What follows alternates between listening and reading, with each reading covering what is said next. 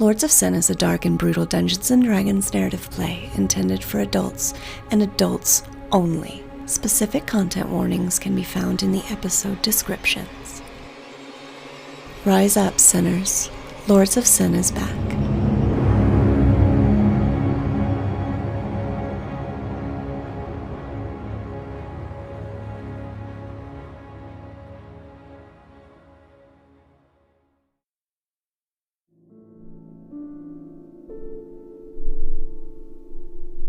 Seven celestial bodies in nearly perfect alignment in the summer sky. Bright enough to be seen, though the sun has yet to even touch the horizon. Nearly 7 months ago, these new, small, but bright lights appeared in the night sky. And across Yvvor, people stood and silently gazed to the heavens. Some in fear, others hope, and all in wonder. In the halls of learning, from Highgale to Thvalahim, to tribal scalded wise women, gathered and whispered in reclusive confusion. The hopeful rejoiced that the gods would finally grace Yvvor with their footsteps. As these stars burned across the sky, growing brighter and closer to each other, Yvvor itself grew darker in equal measure. Strange rumors have started to stride across the lands. Disturbing reports. People have grown fearful of the stars and of each other. Some have heralded this as a time of revelation, while entire towns have shuttered their doors in fear.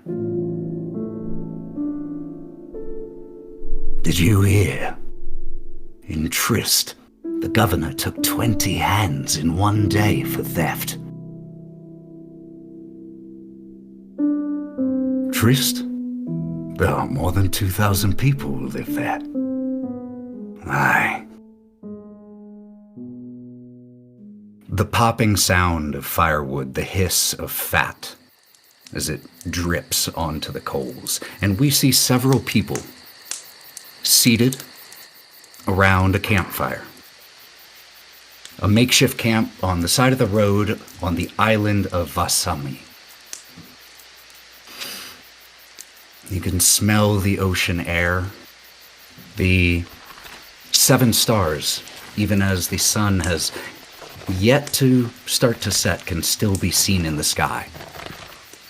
And we see about half a dozen figures around this campfire.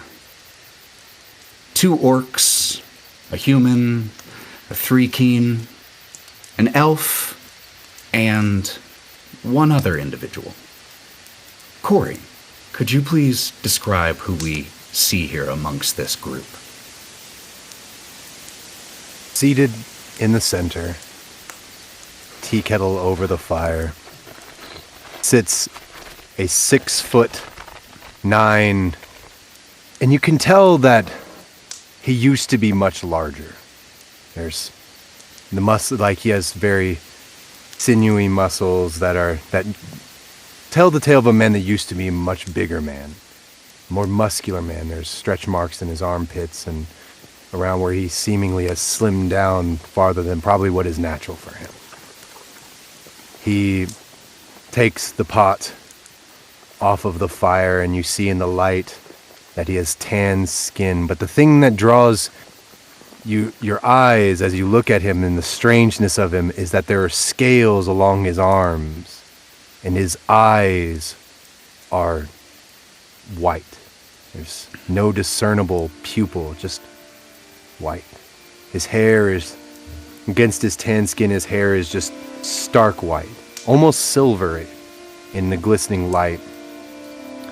And he looks, if guessing by human years, to be 60s and 70s. Hard to tell.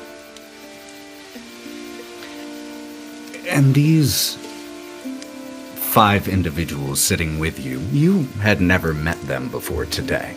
You had never met them more than an hour ago. Simply travelers along the road, stopping together to get some rest. There's nothing better. The Three-Keen, his mandibles chitter as he looks up towards the stars coming closer and closer to alignment in the sky. As we see the 6 of you there, what is Shin doing? As he takes the teapot off the fire, he reaches into his pack and just conveniently pulls out the exact number of teacups that he needs, like a practiced hand. And almost without even looking, he's not even looking at what he's doing. He's just staring off into space, then looking at them and giving a warm smile. You know, tea is one of the most unifying things. It neither has evil nor good, it just is. And it creates a situation where people can meet as complete strangers and leave friends. Unlike alcohol, which I do partake every once in a while, can sometimes start as friends and end as enemies. Which is why I prefer tea. Hands each one of them as he's just musing to himself. They all take it. A few of them, in response to your comment about alcohol, just murmuring to one another like, still wouldn't mind trying. And one of the orcs, as you were saying this, he takes the mug from you, but had clocked his companion looking at the stars and walks over and thumps the Three-Keen on the shoulder. As all the stars are too. Not good, not bad. Don't worry about it all. I don't know if that would be wise. There is something wrong in the universe. I can feel it. There is imbalance. Something has tipped the scales in the wrong direction. Though I will say that wrong and right direction is a matter of perspective. But nevertheless, the scales have been tipped in the wrong. All right, but have been tipped in a direction that leaves it in balance. Keeps making tea. You were seated on a log by this frequently used campsite. There are many along the roads that travelers will frequent. You know them quite well. In fact, I would wager you have probably slept here before, Shin. But you are sitting on a long fallen log, and the elf had seated on the same and scoots over your direction a little bit with the mug of tea just getting closer. So what do you think it is then?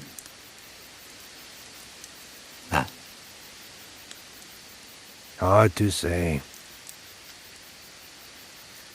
Could be anything. But the stars being it the way they are, and the way that the world feels whatever it is, it brings calamity. Or it could not. Hard to say.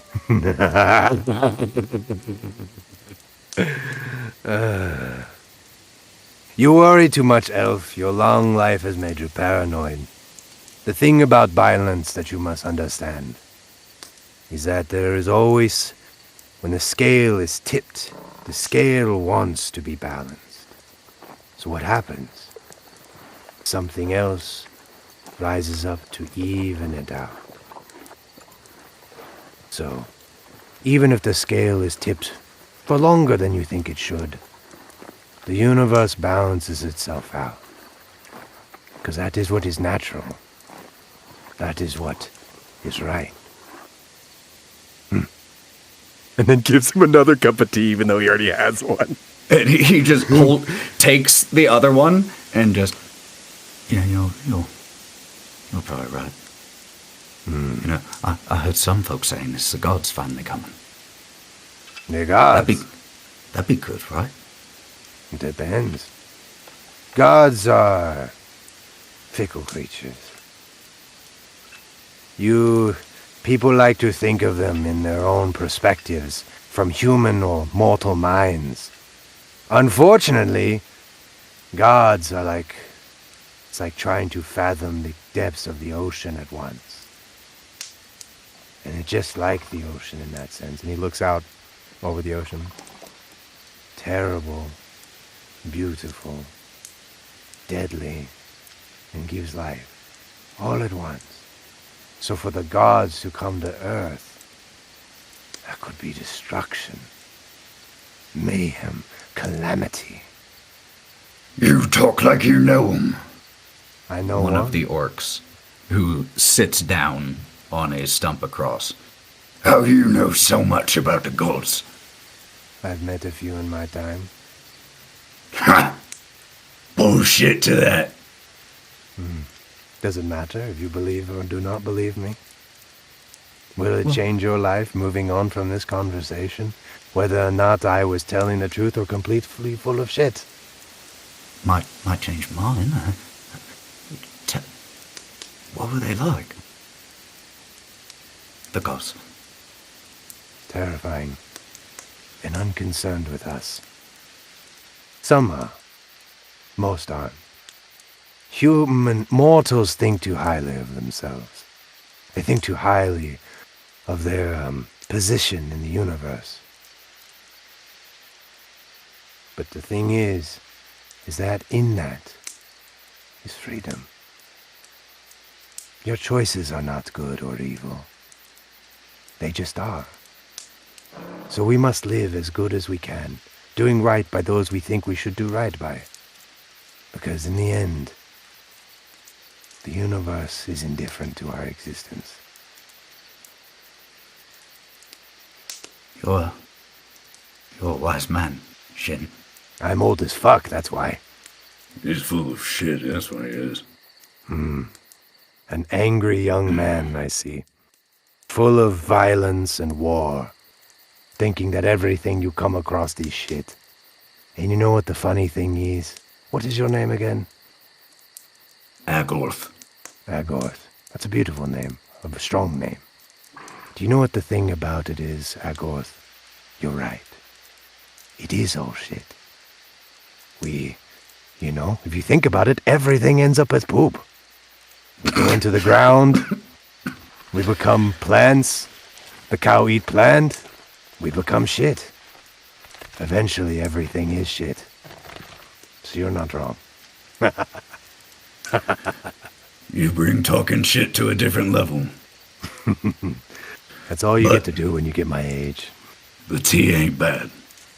Should be. Been working on it for 120 years. Gives it another look and sniff with that information. Nods almost knowingly to himself, as if he could pick up any, oh yeah, I can tell now that you mention it.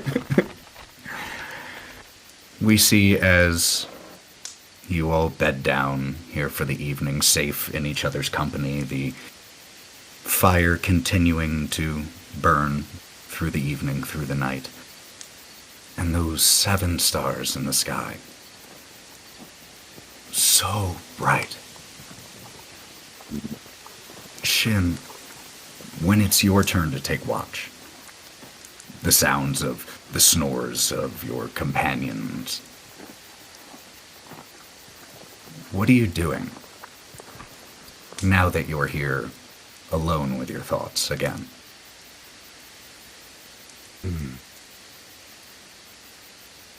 Have you abandoned this universe again? Have you moved on to another pursuit? Is it I who must balance the scales for you, yet again? You know, for a patron god, you're rather like a negligent father. I'm joking. But do not take me seriously. I am just an old man with nothing better to do than make tea for strangers. The wind blows, the clouds temporarily obscuring these 7 new bright points in the sky.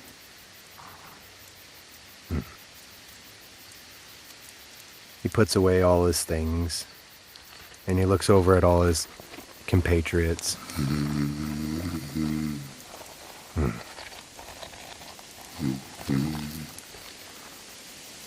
How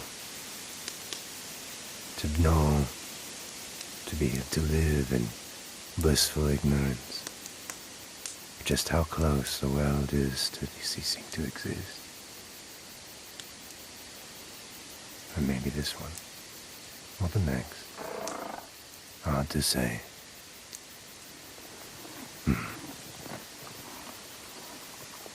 A cruel fate. I hope you all never realize. And with just the sound of Shin chuckling to himself, we cut to the next day. We see Shin, once again, doing what Shin does. Walking down the road. You've walked these paths so many times that the paths themselves have become the destination for you. You know that you will arrive at another town here in probably a day and a half, but that's not the point. And as you are walking, could you please make me a perception check? That's a 7 on the dice. I am lost in my own thoughts. You do see skyships in the sky as you are walking here. It's only about 9 a.m. You still have your morning tea warming your belly. And as you look up in the sky, you see several skyships, most of them fairly distant. That is relatively unusual in your experience during your time at least here on the island of Vasami. Most of the skyship travel tends to happen more over the mainland and across the mountains. As you continue to walk, you crest a rise, the ocean stretching large in front of you. One of the airships begins to pass closer. And even with a 7, as you're looking up, what's your passive perception? 13. 13. So I would say you do notice the glint of a spyglass as this large airship begins to approach. Shin looks up and is like, and Shin being a nomadic type individual and a creature of curiosity and learning to be curious of the world, he flies up to it. And just what they see from the side of the ship is just a single little body, or large body for compared, to them. So how does it look when Shin flies? Like, does it just look like you're levitating, or how do you envision it? So the way I envision it is spectral dragon wings just erupt out of his back and then they sort of flutter, but they're a little more graceful than like a dragon probably would actually have to fly. Mm-hmm. So they're obviously, it's magical in nature. And they're dim. They're barely perceptible because Shin doesn't want all the glitter and pomp and circumstance. They're just barely perceptible, but you can tell that like you're seeing a mirage behind, like off of him. As you take off into the sky and pull alongside the skyship, you can see that your doing so causes a little bit, not a huge amount, but a little bit of a commotion, as people were not expecting a person to suddenly be flying alongside them. There are a few points, but there is one individual who you see notice you flying up and like walks right to the edge of the ship and stands and waits for you to fly level to him. And he raises a hand and the skyship begins to slow. So Shin actually descends a little bit below him so that he's looking up at him or them to position himself just a little bit lower. And, good morning. Care to interest yourself in maybe some tea this morning? I make a very mean cup of tea and would love to share it with your fine ship. How many on your ship? And he's like, you see him like look and glance. What is the compliment? He can guess a ship's compliment just by looking at it. This looks like a ship likely from the Imperial fleet. The individuals on here are dressed well. It has a full complement, probably about, on this ship, about 20 folk.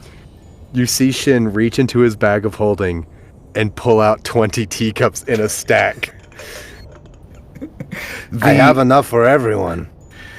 The individual who was standing there waiting for you, as you made this introduction, they were standing a little bit more formally, very militarily in posture, but as you had this introduction, they cross their arms and cock an eyebrow at you. This is a Goliath who is wearing the colors of the queendom of Windward. And cocks an eyebrow, little smile, and just does a small gesture for you to land on the ship. He lands cross-legged on the railing and puts it down, and then he pulls out, so he sits, and he doesn't even immediately start talking to this person. He, on the ship, just the deck of the ship, pulls out of his bag of holding logs, like little cut logs, and then the Goliath, as you begin pulling things out of your bag, just puts a hand on your shoulder just to get you to look up from where you've bent over to do this. Would you do me the honor of attending me in my office before we have this tea ceremony? No. How am I supposed to share tea with your whole crew in your office? I would greatly appreciate if you would allow me to keep this a request and not a order. This is my ship. We bear you absolutely no ill will, far from it, as a matter of fact. However, your mode of arrival has caused a slight stir among my complement, and we have business that needs attending to in private. You notice something peculiar as this character is looking down at Shin. The teapot in his hand is boiling. 1 second, and pours almost in one fluid motion 20 cups of tea. You watch as the Goliath processes that you just have done what you said you were going to do in the time it took him to make the request that you not. Yeah. And just gives a little, very well. And then he reaches into his bag and pulls out a very ornate, like, teacup in stone, pours a very nice glass, looks up at this Goliath and is like, I can tell that you have had a bit of a day, and reaches back and puts some whiskey in the tea and then just hands it to him. As you do that, well, why didn't you say that in the first place? Cheers to your health and to Her Majesty's. Cheers to whoever you want. As the crew comes and grabs some warm tea, because up here, as high as you have flown in order to match the altitude of the ship, it is a little chilly. You've gone up a little distance, so they are happily warming their hands here on these hot mugs of tea. And the captain leads you into his office. It's a simply appointed chamber for the most part, with several military accolades on display in here. A host of different weapons. Most of them seem to be dress weapons, though there are a few that do look quite functional in here as well. He gestures for you to take a seat in a very comfortable-looking chair, all things considered. And interestingly enough, the chair that he gestures you towards on the guest's side of the desk has cushions. His does not. The guest side has a slight, give for your back. His is very straight and rigid. If I might, what's his rank again? Is it captain? It seems to be. If I might, Captain, it has been a long time since I had an occasion to use these, if you don't mind.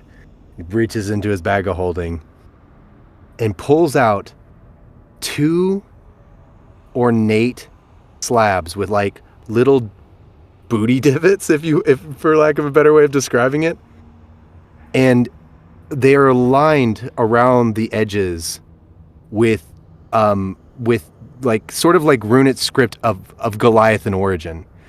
It has been a long time since I got to sit with one of my own kind back when you were my own kind. So maybe a more formal and familiar sitting position. He sits them on the floor and then sets the other one across from him and sits and stares and, sits on it cross-legged. Very tribal style. Could you make me a persuasion check with advantage here? Very cool. That is a 14. No, it's 13. 13, excuse me. First 13? Yeah, 13. He looks at you doing this. You can see his jaw tighten a little bit, and he walks over to the door, very rhythmic steps, and clunk, locks it. Walks back to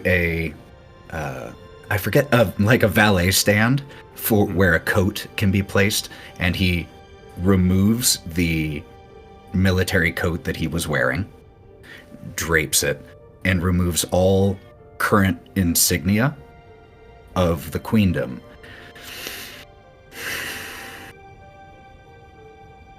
Sits down across from you. It would be insulting for me to reject your offer. You're well practiced in our traditions. To refuse an elder's invitation to sit is a high offense. Though I don't take offense too much these days. Different path, different time. You do not. I suspect you know this, but you don't look like any Goliath elder I have ever seen. What is your story then? For you do know Goliath ways. And those, and he gestures at the mugs you have, if they were a gift to you from any tribe, then at minimum they hold you in high esteem. Do Goliath speak Goliath or do they speak Giant? Here it is Giant. Yeah, so it's Giant. So in Giant, which I do have as a language I can speak, he says, the road has changed many things that I once was and that what I will be. But at my heart will always be my family, my tribe, my land.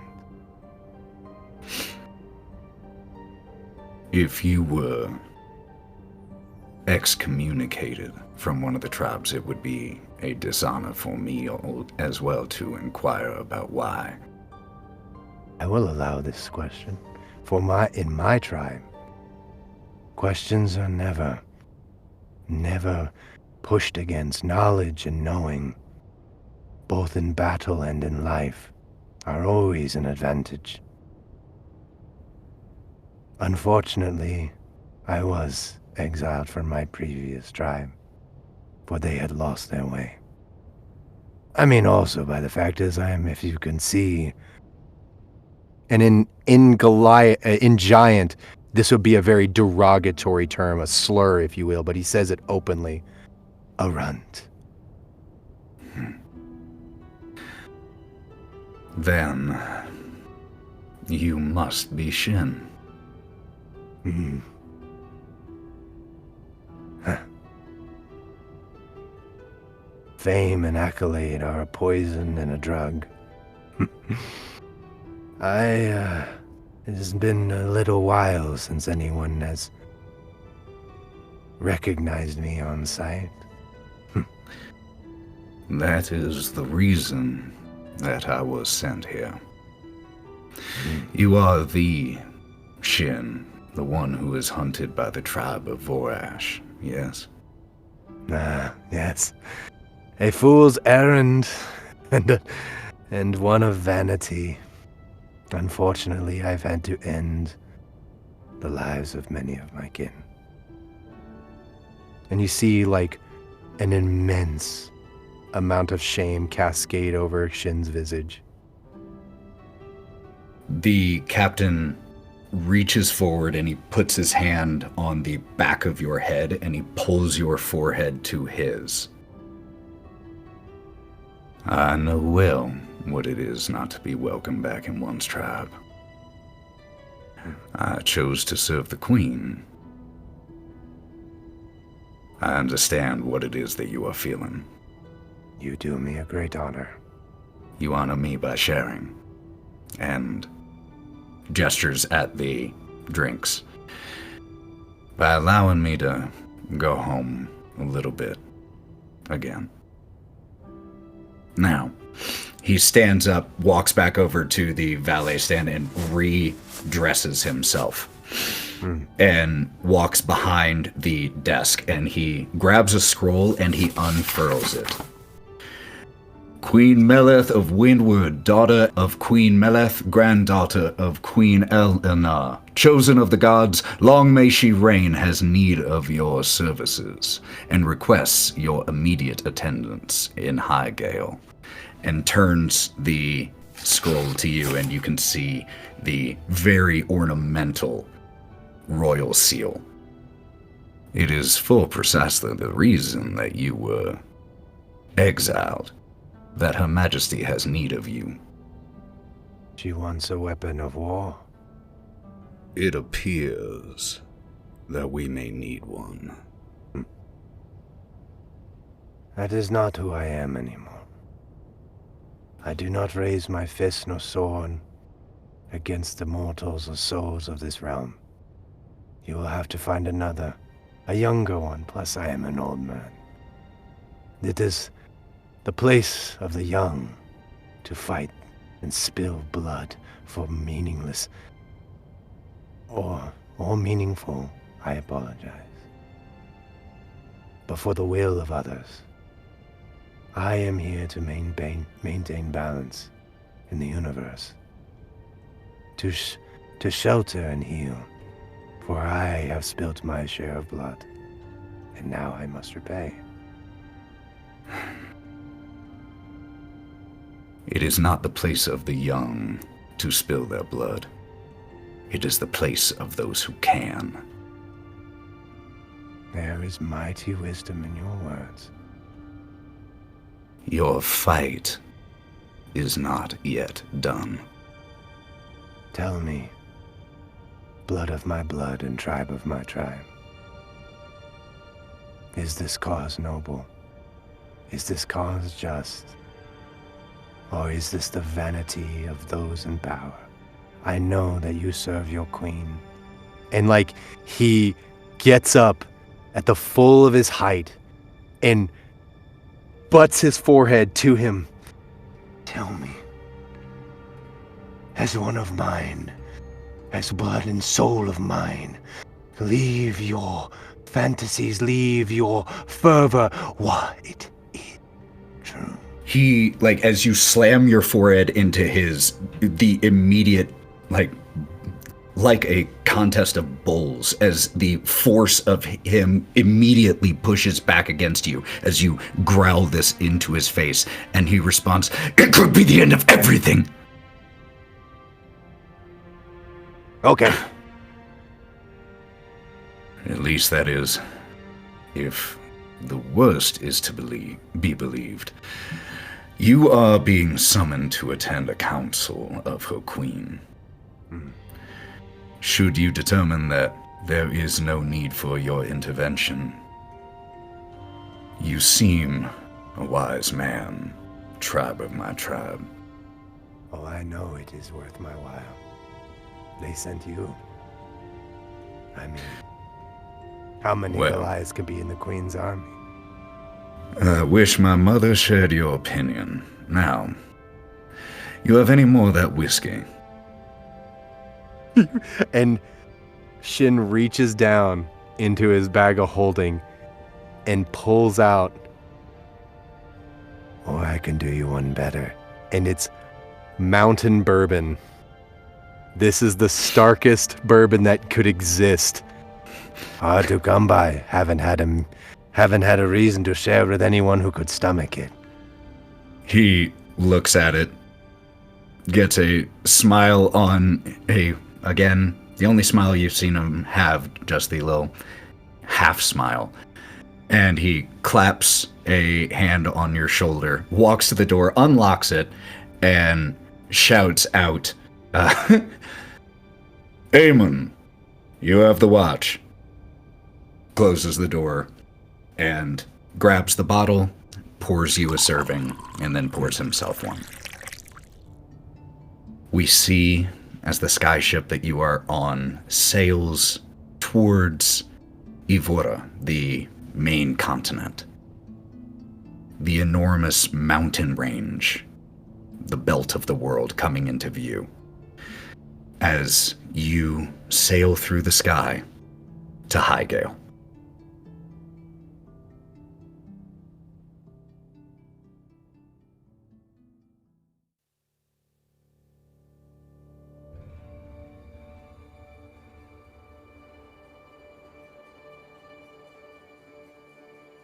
We start in a tavern.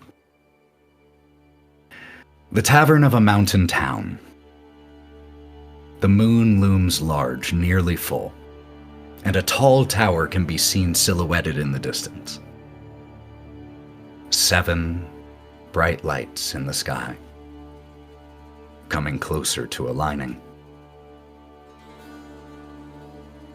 A skeletal-looking figure trudges through the foot-high snow, robes whipping in the biting wind.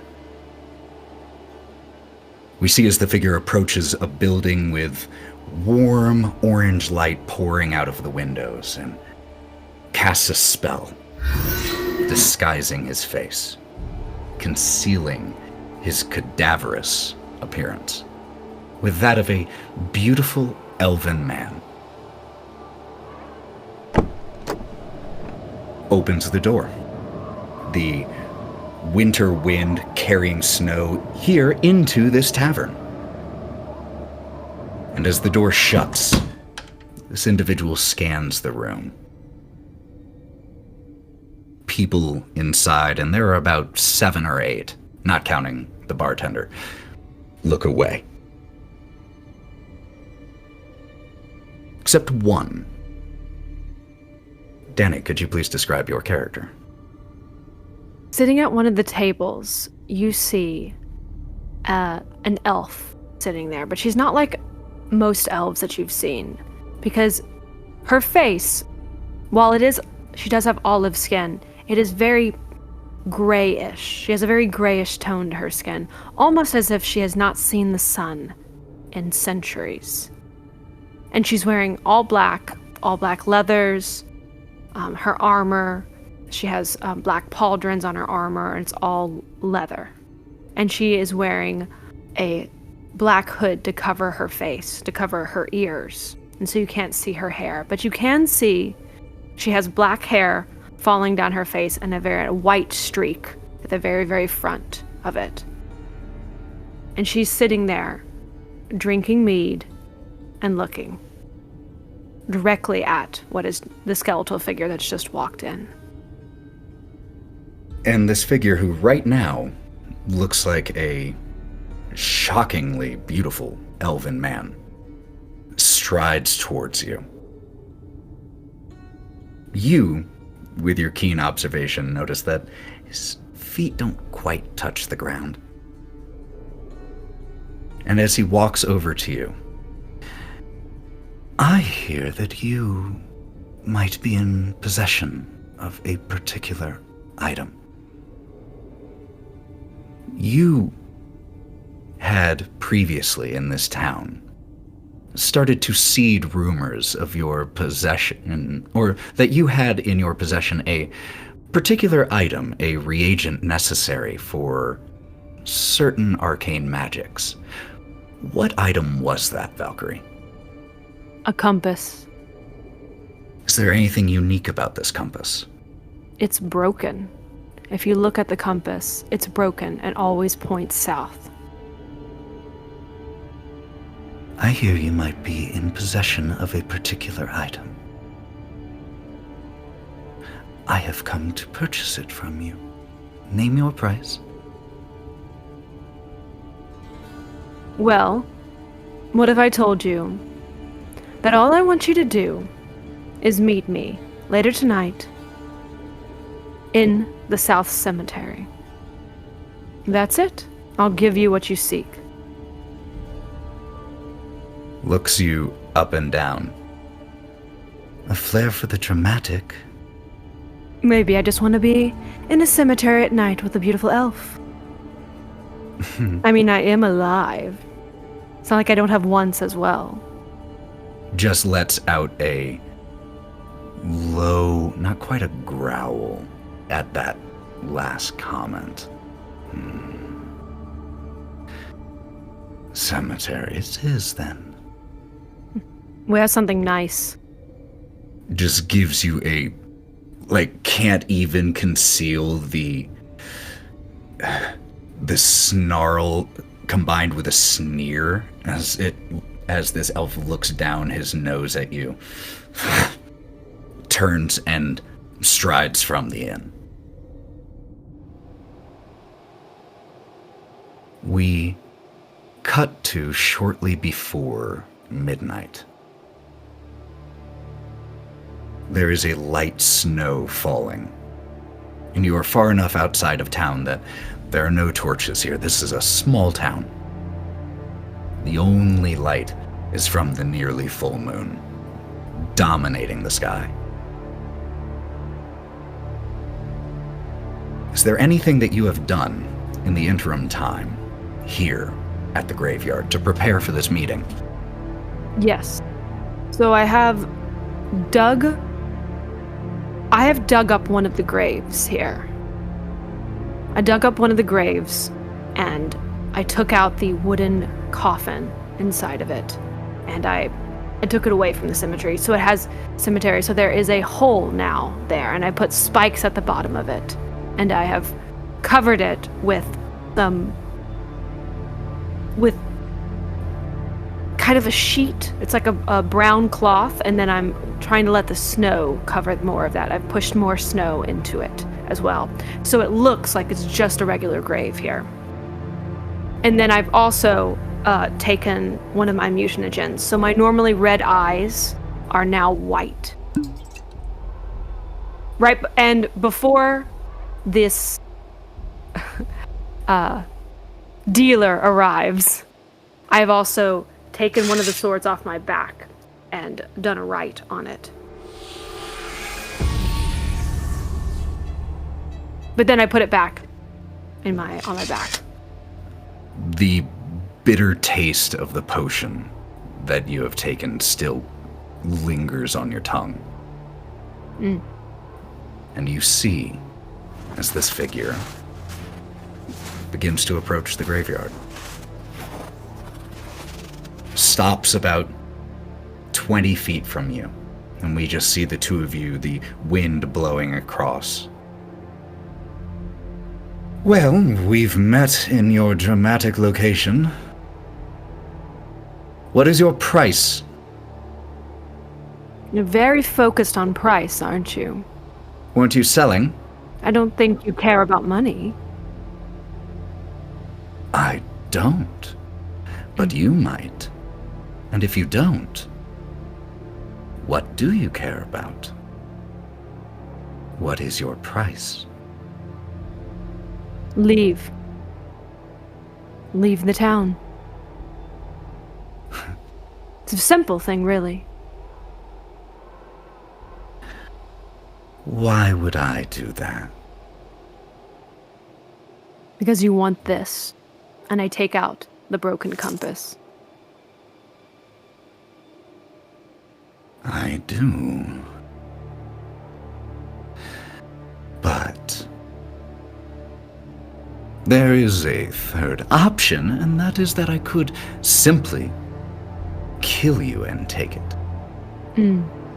I would prefer to pay. Well, I'm alright with that too. Which is its mortal? Life or death? So, in that moment, you see Val.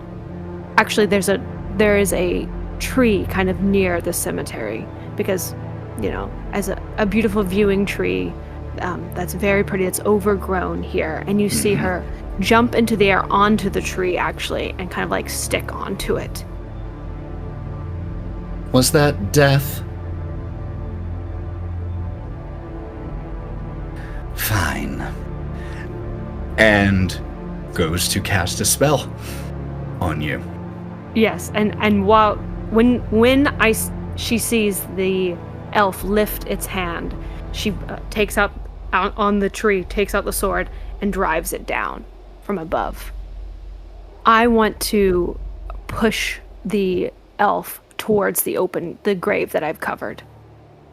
Here's how we're going to do this. Could you please roll me? We're going to do this as a series of luck checks. Could you roll me 2d20? Yes. And let me know which of those two is farther from 10. I wrote a 5 and a 12, so the 5. As you go to do this, the elf here is able to get the spell off that he was attempting to cast on you. It doesn't have any somatic components. It's simply a word. How many hit points does Valkerie currently have? 141. That's very fortunate, because this elf, as you come stabbing down and miss, and he is able to just kind of shifts into a small cloud of mist, appearing just 5 feet away, and he utters a single word. And you know this word. And you know that had you not trained for as long as you have, the simple utterance of that word would have snuffed out your life. What is the next thing that you do as it shifts over? As it shifts over, I'm going to, at this point, Blood Curse of the Binding, and I'm going to attempt to bind it. You have to do a strength saving throw, DC 15. Okay, not its best. Strength saving throw for this individual. 8 on the die is definitely not going to do it. What does this Blood Curse of Binding look like as this elf fails this saving throw? So, Val throws out her hand, and it almost looks like she's gripping on. She's only gripping onto air, but she's actually gripping onto the life force of this thing as she holds it in place. The elven face dissolves away as he lost his concentration. And you see a rotted face. Brown teeth, you can see the skull beneath the left side with the eye dead in that socket.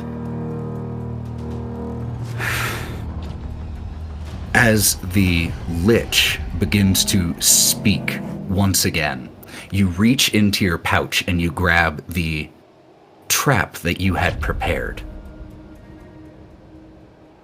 Do you throw it? Yes. As you do, you activate this trap, and all sound around you disappears. And you toss it 5 feet from him, or 10 feet from him. And you watch as, unable to move, unable to speak, or unable to be heard at least, the Lich glares at you. And you hear his voice in your mind. His true voice. What is it that you hope to accomplish here, you fool? I cannot be killed. You think you cannot be killed. But everything can be killed. If you can be made, then you can be unmade. Hoarse laughter courses through your brain. Oh, child, you meddle with forces you do not understand. We cut to a week ago. We see Valkerie in a dark cave, holding in your hand a box covered in runes. It took you months to find the Lich's phylactery. Countless bribes. Countless worse things. And in order to destroy a Lich's phylactery, it requires a particular item. This can be an item of significance or absolute insignificance. Val, what was the item needed to unmake this phylactery? Hanging around Val's neck is not a normal pendant, it is a dragon claw. And she took off the dragon claw and stabs it into the Lich's phylactery. Because in her mind, the only thing that can kill that is something of more magic, which is a dragon. You stab into this phylactery. The box crumbles in your grasp, just chunks of wood. And we cut back to in the graveyard. You are an insect. I have lived countless of your lives. Good. Because they've run out now. I'm glad you got to experience all that you did. Because now, you're going to experience what we all have to. Death. Fool, when I return, I To will your box? ensure Your little box. Or are you saving it to, I don't know, an engagement of some sort to another skeleton? What is it that you do? Oh, well, I got to it first. What are you saying? You lie. I didn't know you were also stupid. And you see just she doesn't smile often, but when she does, you see fangs. As soon as she starts to smile, you see very, not white, but kind of an off-white teeth there. And you can see her fangs protruding. And now, as this happens, you can see the hood fall back from her, and you can see small pointed ears. The Lich begins to struggle feebly against the bindings, but is no longer speaking in your mind and is now starting to panic. What do you do? At that point, she has one sword in her hand, and she's going to slash into the lich. I want the lich's hands. You watch as the lich, panicking as you begin to approach, starts to draw arcane symbols in front of him, and you bring your sword across and remove his hands from his arms. And as you rear back to strike one more time, and we hear the impact of your blade, we cut. And see a bright blue sky filled with enormous clouds. And floating amongst them, you see the peak of a mountain. There are floating islands of stone around the peak, jagged and broken. And clutching to the side of this floating mountaintop, piercing through the clouds that drift past, is the grasp. Your home, Valkerie, and the home of the Clawbound. We cut to you walking through the stone halls of the grasp, and we see, hanging from your belt, 2 withered hands. You've walked these halls so many times before. How many years has the grasp been your home? 150. You know these halls better than anywhere else in the world.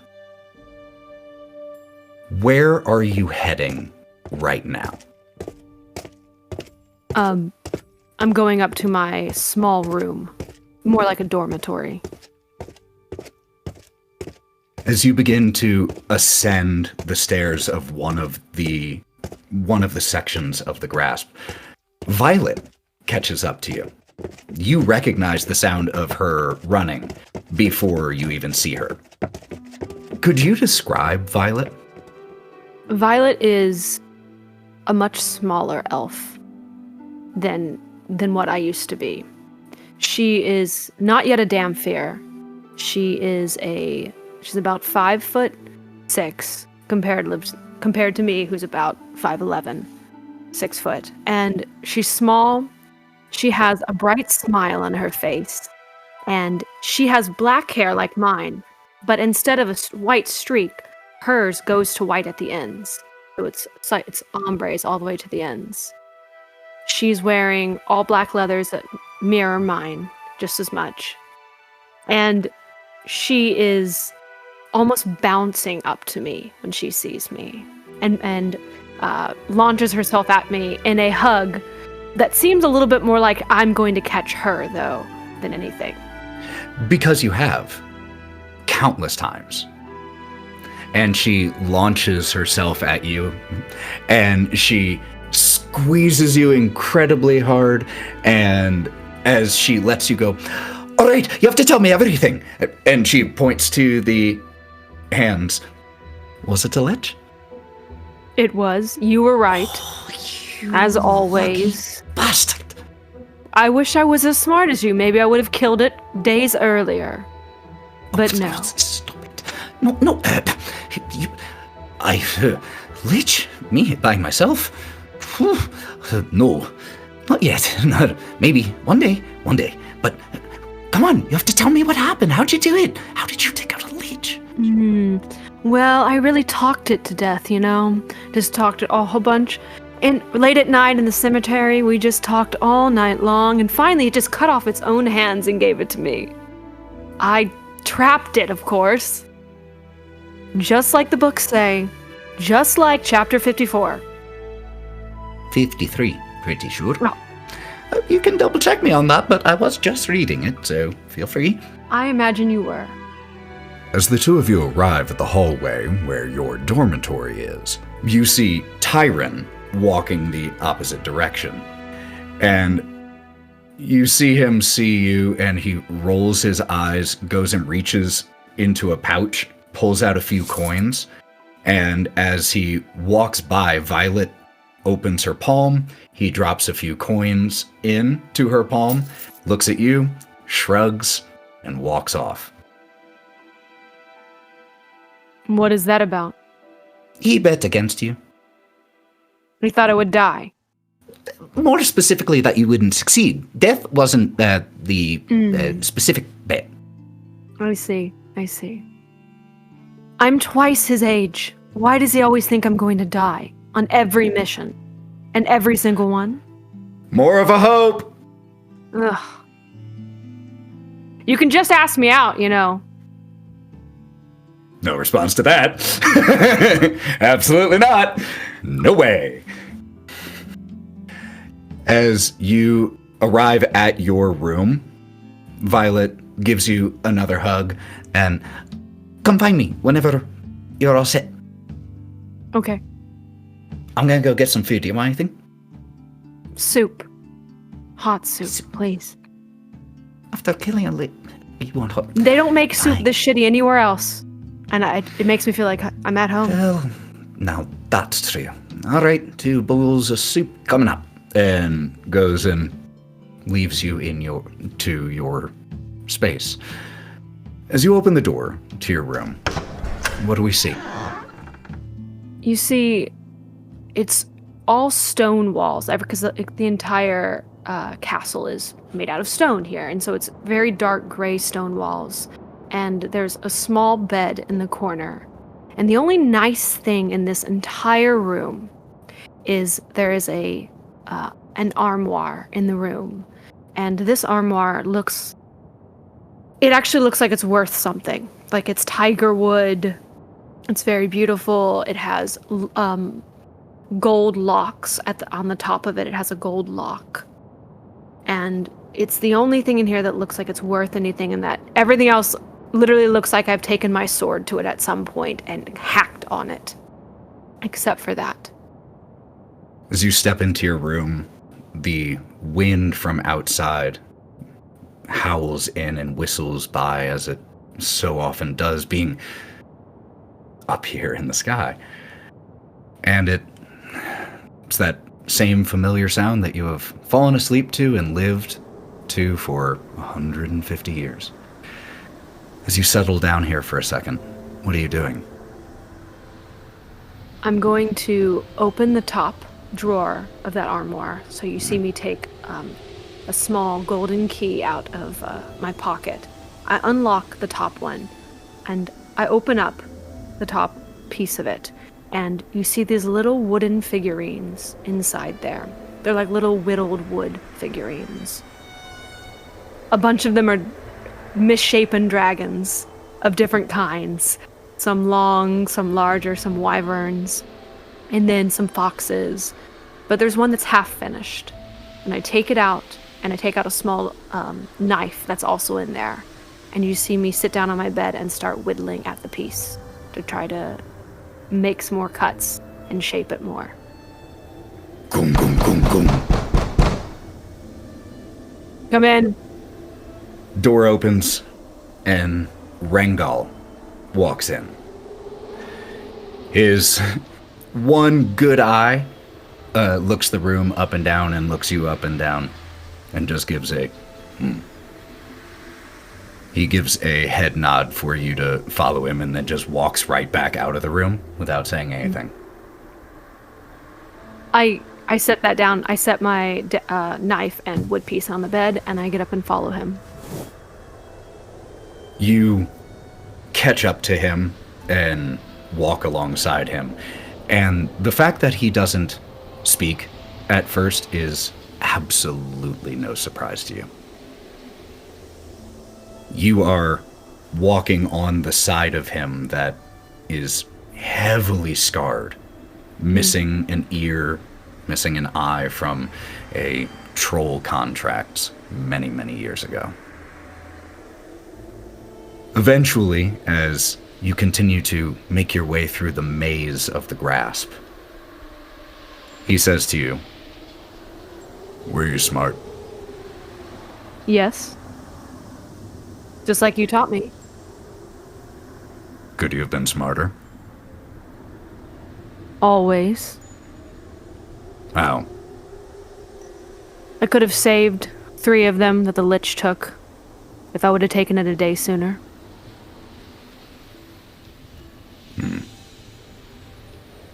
How long did it take you to find the phylactery? 6 days. Not bad. Make me a deception check, because it took you a little bit longer than that. Oh, it's an 8 then. Luckily, he rolled a 2 on the die. So even with a +5, it's not enough. Opens the door, leads to one of the libraries on this floor. Small. No one's in here right now. He closes the door. We've had a communication from the Queendom of Windward. Yes. That is unusual. In the 150 years that you've been living here, you have no recollection of anything like that ever happening. There have been times in history where the Queendom and the Clawbound were not on the best of terms because of the fact that they do operate outside of the Crown's control. They wish us to send a representative to attend some meeting of theirs. Since when do they care about us? Since when do they want us to be a representative of anything? My question. Precisely. Which is why I need someone there to answer that question. Send Hope Vi. you've gotten rest. You're going to send me. Why not you? And he smiles at you, the half of his mouth that still can.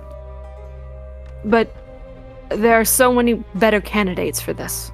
So many older candidates. Smarter, more studious, political even.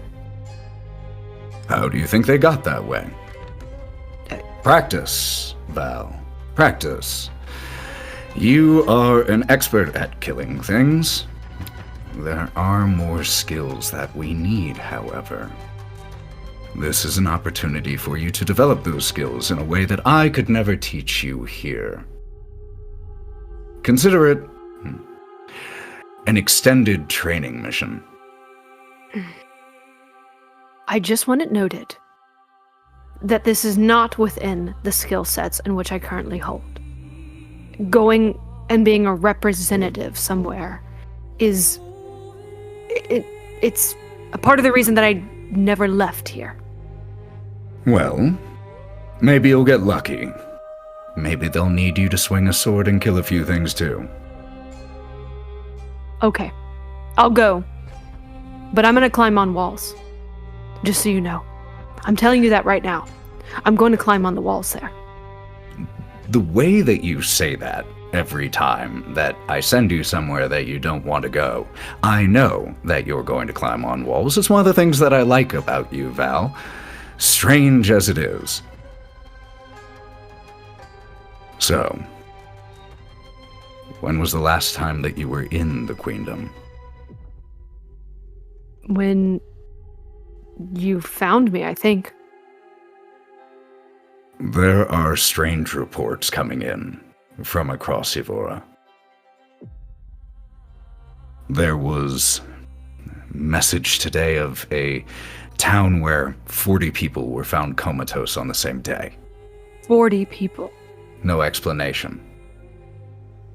These strange reports combined with the Queen actually reaching out and looking for our counsel. These are strange times. Watch your back. Just because I'm not sending you to kill things doesn't mean you won't have to. Well, I'll find any excuse if I can.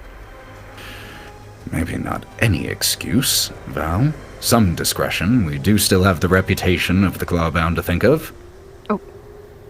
See? This is why I'm not a good candidate. I'm sure you will do just fine. Now, give me a full report.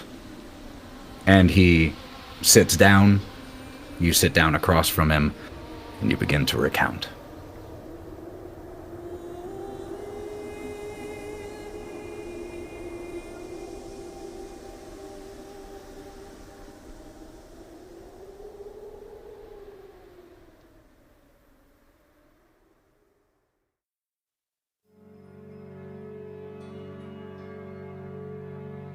An endless stretch of mountains separates a lush and verdant landscape from one of slouching desert and thirsty salt marshes.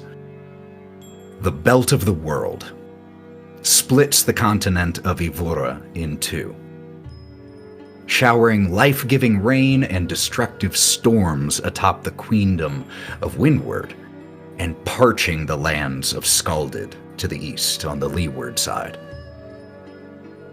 In the foothills of those mountains, only a few days' travel from one of the tunnels that connects Windward and Scalded lands, there sits a tavern.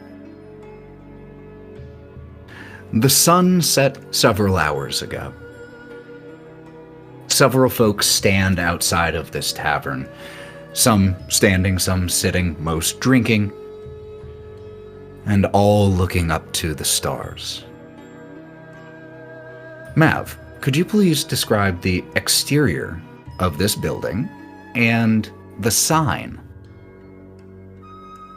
What you see is a 2-story tavern. It looks like a guild hall, what you would think is a guild hall, but it's a tavern. The name of it is the Blaze of Virtue. Its head, the sign, Blaze of Virtue. On it is a placard of a dragonborn with 4 horns, looking straight down, and flames coming out of the dragonborn's head. The color of the flames are blue. The door of the building is quite tall because the Blaze of Virtue is accommodating to all sizes and all heroes and adventurers alike. So it taps out about like 10 feet tall. As we push inside the tavern, there are about 7 or 8 people inside here right now. As one of them is seated kind of in a corner, looks like a warforged. There is a goblin in here with a large metal man standing perpetually next to where he is sitting at the bar and drinking. I would love it, Mav, if you could describe the interior of this bar and who we see behind the counter. So, the interior of the bar is a nice, quaint, warm feel where you feel at home. Everyone knows your name at the Blaze of Virtue. On the walls, there's different pictures of different adventurers who have come through, regaling tales. There is a stage where the band comes in and plays every other night. We also have open mic night where you can tell your stories. Best story of the night gets a free drink. There are trophies from past adventures. There's a troll skull, another dragon skull. All of these wonderful attachments and just wonderful, great memorabilias all across the bar. And behind the bar is a gold dragonborn with 4 horns, cleaning up behind the counter, just enjoying her life. She is gold, but there's spots of her scales that are copper and brass looking. She has, her hairstyle is wrapped. She has Havana twist hairs. Her hairstyle is in a Havana twist. And she has a bandana over it while she's cleaning. And she is in a barmaid's outfit because she's working. This is what she does during the time. And you see Korrin.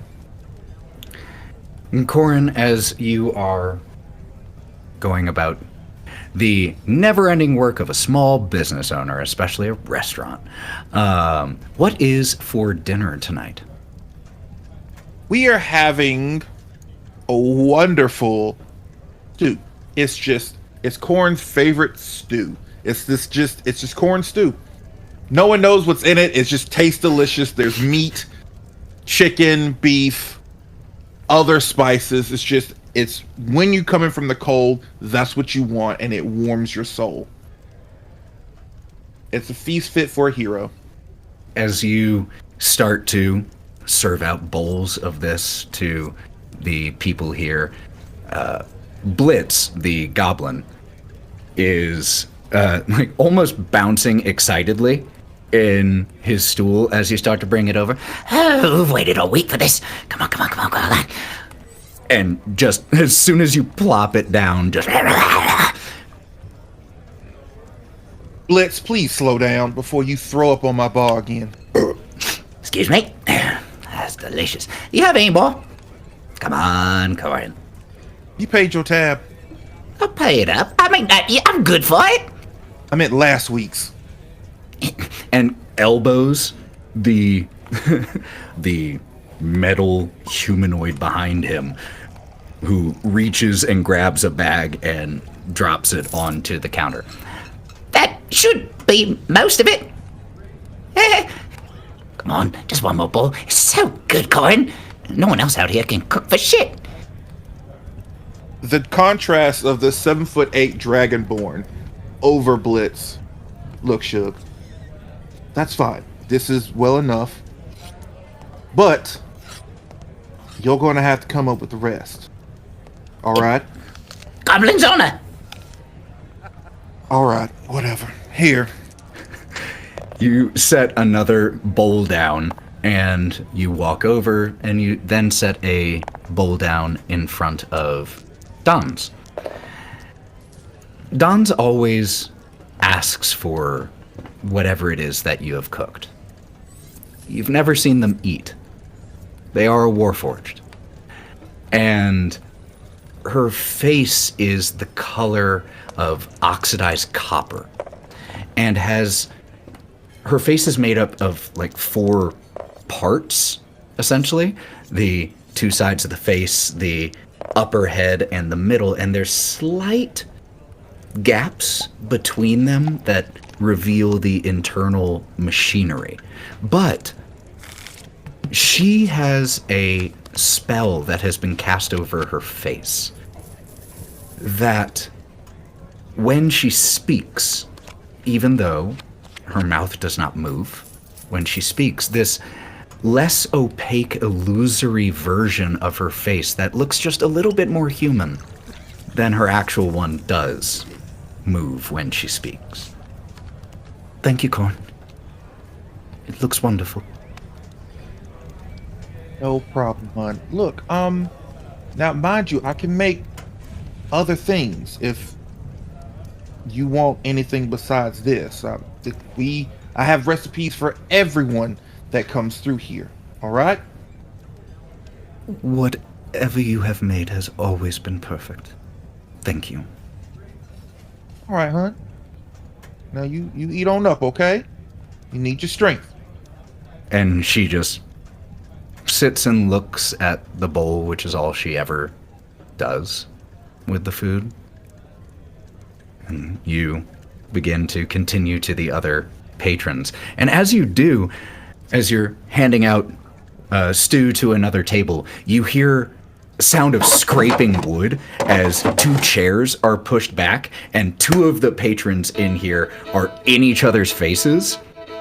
One of them is a familiar individual for you, Ravna, and she has a very, very hot head and is currently in the process of starting a scrap with a newcomer you've never seen before in here, a human. And they are just like grabbing each other's shirts and starting to throw punches at each other. With a quickness, with them not even noticing, Korrin is right there on top of them, and Korrin puts her tail in between them and smacks both of them apart. 1, Ravna, no. 2, you, new guy, listen. And she kind of collects herself. You see that sign right there? Does kind of like a double take over at it. Yeah. Hold on. snaps and it changes into common. It says, no fighting. Absolutely no fighting. Tell your tales. Use your words.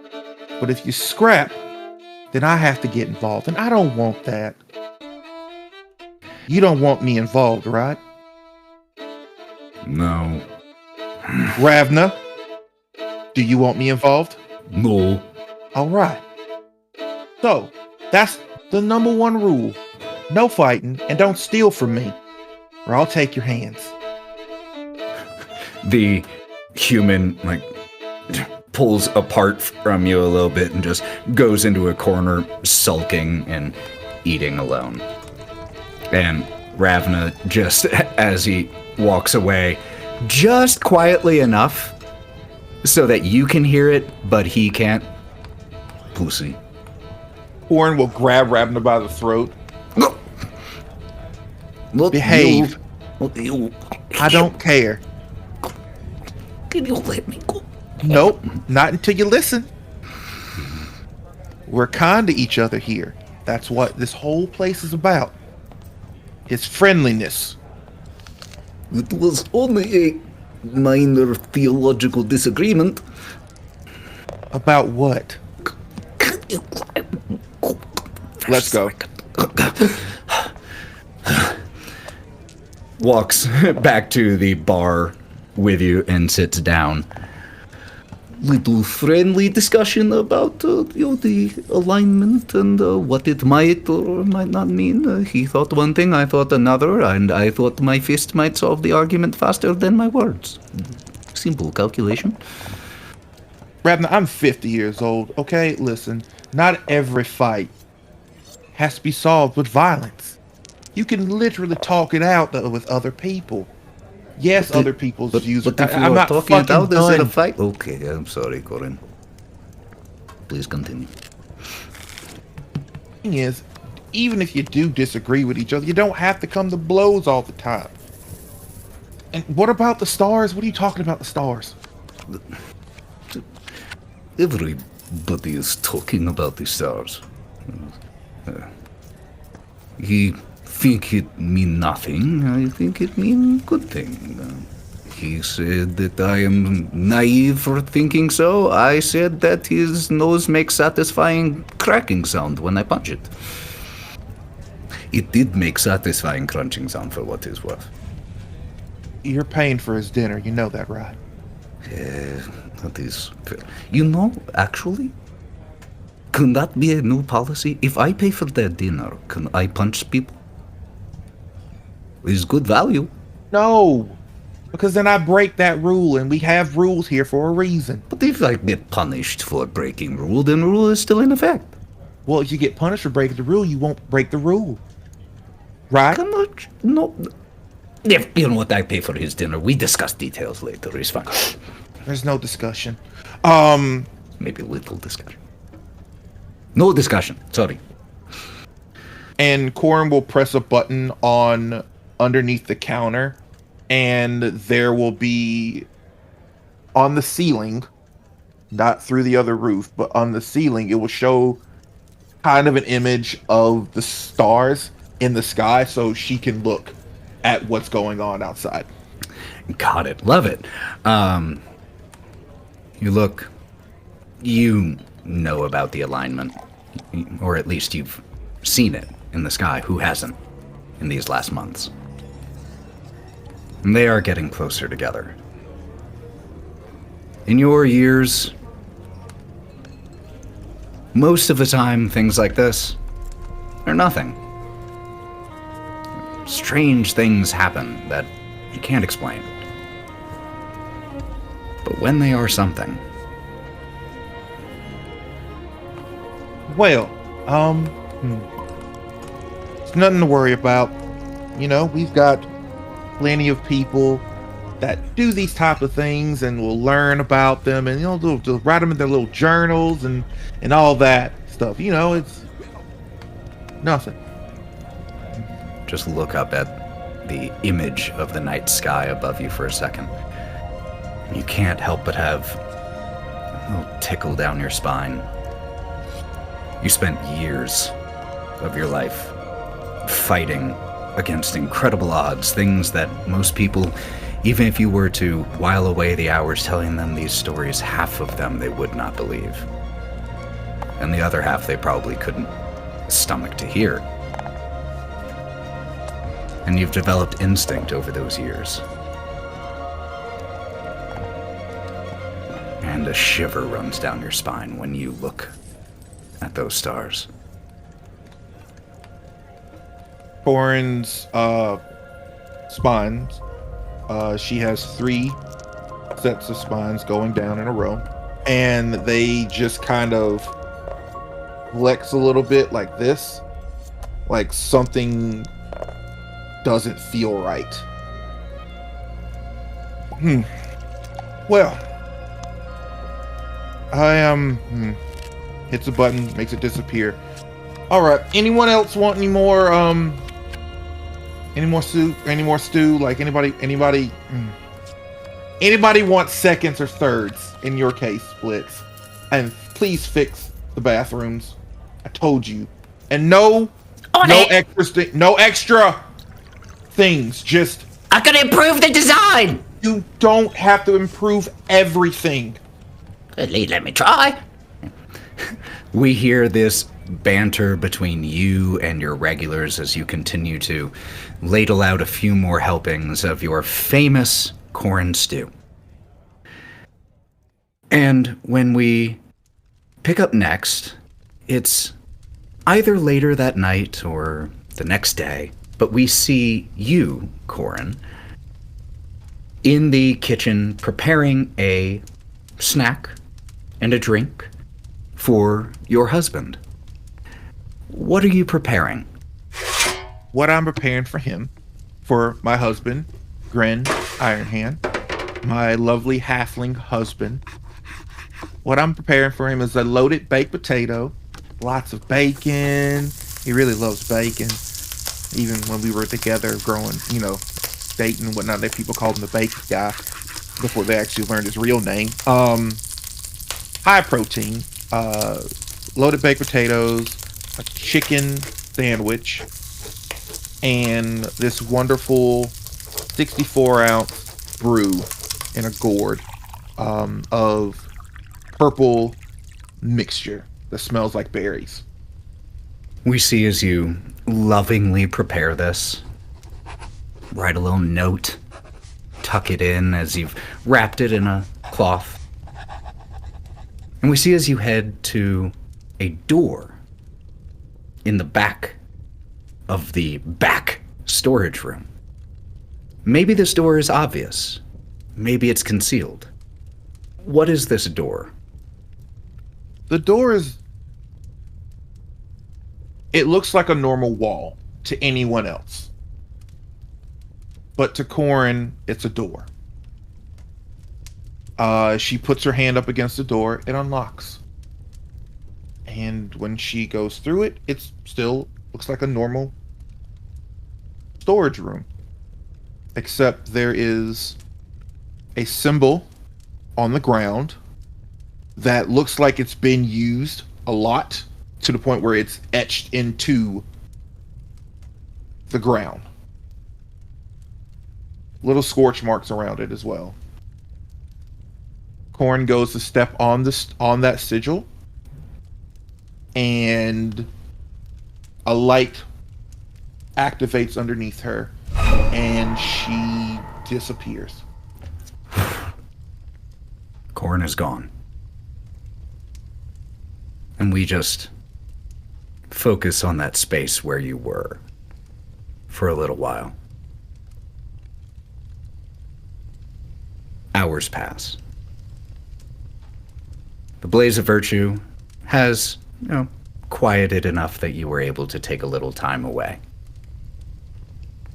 When you return, it is late in the evening. Actually, it is the middle of the night when you return, because where you were going and where you now return to at your tavern are two very different places. You return to The blaze of virtue dark. You walk through the storage room.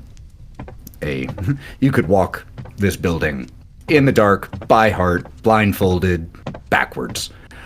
And so you weave your way through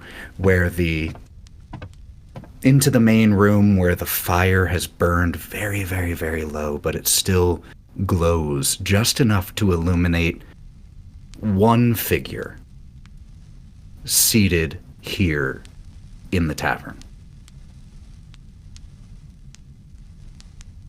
Korrin, all the while walking back, she's fixing her clothes and adjusting and putting them in the proper place again, like she normally does when she has to go away for a little while.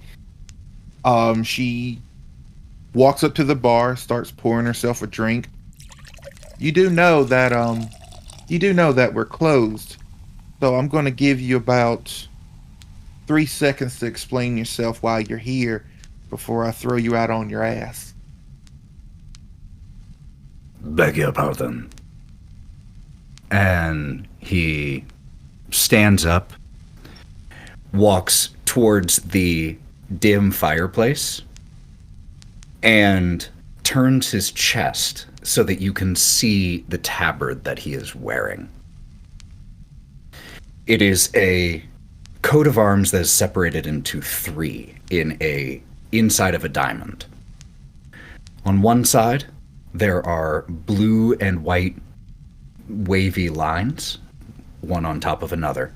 In the middle, a green tower, and on the opposite side, pure white.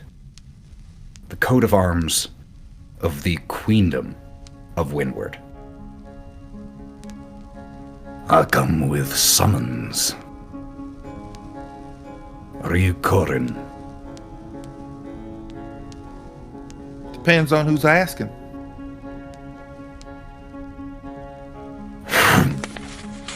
Queen Meleth of Windward, daughter of Queen Meleth, granddaughter of Queen Eleanor, chosen of the gods. Long may she reign. Oh, okay, As all needs right, of all your right, all right, service all right, and request all right. your Okay, immediate stop. attendance in Please stop. Highgale. Please fucking stop.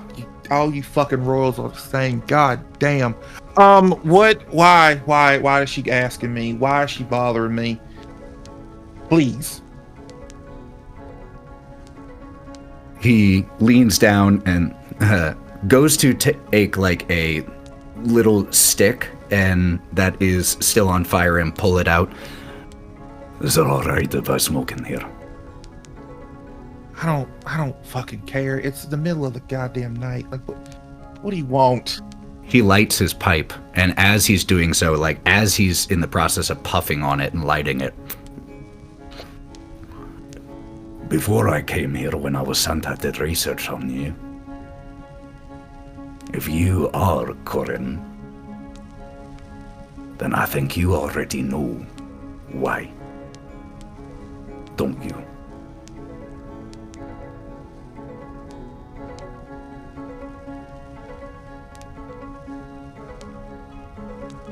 The stars are weird. People are acting weird. I've heard tales. I've heard stories.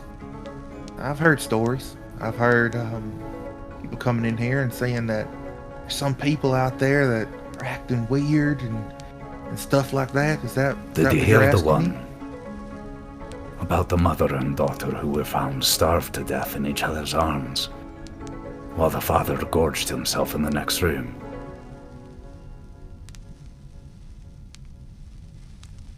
Did you hear the one about the travelers who walked into a town and found half of the citizens dead in the streets, and the other half walking about their business, blood still on their hands? Did you hear that one? No, I didn't hear that one. These are dark hours, and Her Majesty requests your assistance.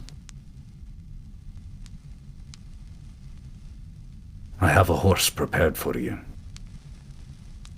We can leave as soon as you're ready. Sooner is better. The stars wait for no one, Korrin.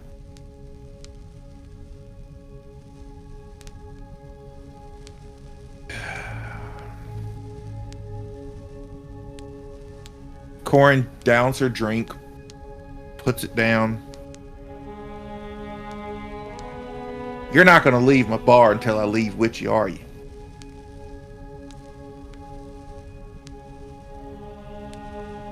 Just looks at you. Yeah, I figured as much. All right. Look, I need to leave a note for the next shift. I got a bunch of new kobolds that I'm coming in. They're going to be trained so I could teach them how to run things and do shift leads and all this other stuff. This is a lot of. All right, just I have to go change because. While you're doing that, you have anything to eat? No, the fuck you didn't just act. Okay. I'll pay for it. It was a long ride. Don't. I will feed you as long as you just stop talking. All right. You Gives can't you a talk thumbs with your up. mouth full. All right. Have a seat. I'll go heat you up something. You know what? No, you know what? Fuck it. You know what? Looks to get a bowl and just grabs the leftover stew and just walks the big pot out and drops it. Here, eat the leftovers. I have to go get cleaned up. Gives you another thumbs up. At least you follow orders. You head off. What does Korrin do to prepare to leave home? First, she showers because she feels like this is probably going to be the last time she gets an actual nice shower. Once she's clean, she goes over, and when you look at Korrin is ripped. There's muscles. It's just like a body that has been sculpted by the gods. There are scratches, divots, battle wounds that have healed but didn't heal properly or just were too severe that they left wounds. She puts on a knee brace, kind of slides it up and kind of connects it onto her left knee. And she, stark naked, walks over to a bureau where she opens it and you see her outfit, which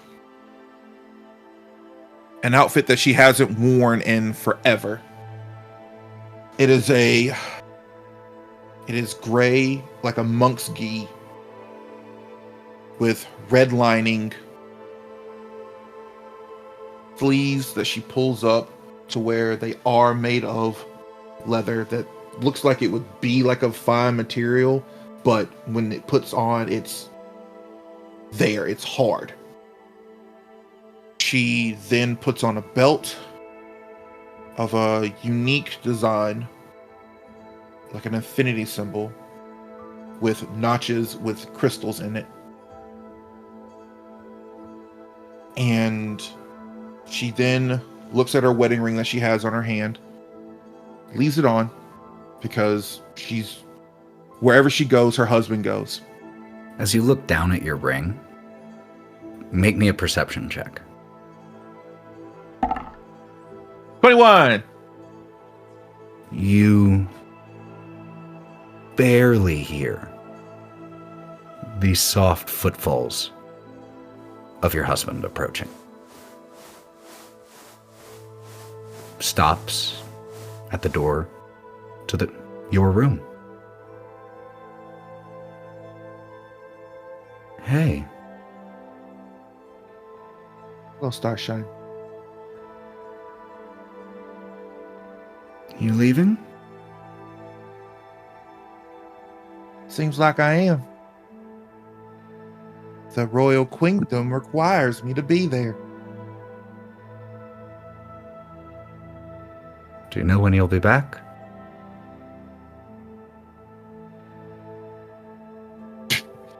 knowing me, it'll take about like a week or a couple of weeks. Hell, even maybe 2 days. He, as you start to lose your words, walks up next to you and like catches your hand that you're just gesticulating aimlessly with. Of course they came to you. They'd be idiots not to. It's all right. The virtue will be able to subsist without you for a little while. I'll even throw in a helping hand. I don't make your stew as well as you. You never told me the full ingredients. I've never been able to guess them, but I will do my best. And you're going to do great. Whatever it is. The secret ingredients, love. That wasn't exactly a secret, my love. You put love into everything you do. It's one of the things I fell in love with. Is it? It's about those stars, isn't it? Yeah, they are. It is. They've been tracking weird, and I've been tracking them, and I didn't know what they were for, you know? Something's off. The world's off. It's been crying out, but I didn't know how to help it. Well, if anyone will figure something out, it's you. I love you. We'll be okay here. Don't worry about us.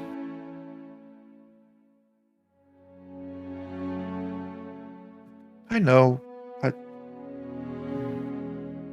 I love you too. Hey, did you pack the sending stone? I'll try to come make sure that I'm in the tavern around midnight each night. That way, if you're around, I can tell you goodnight until you get back. She has been rummaging through this sending stone. I got it. Oh, what'd you say, honey? Glad you found it. You need to have a better organizational system. My system is fine. I know where everything is. Mm-hmm. You want to know how good my organization skill is? You want to know how good it is? Because my love for you is right here. See, I know where it is. You can't win every little thing by just saying you love me. I will yeet you. I believe that. But I won't. Look, I love you, and when we get back, we can do a big celebration. I have like this really whole thing planned out for this week, for like in the next month or so, and then we can sit and we can talk about it, and we can do all of that. Clover, don't worry. I know that this is what you have to do. And I've been lucky enough to have these last years where nothing pulled you away, and it has been heaven on Yvvor. But this is what you were put here for. Just to help people.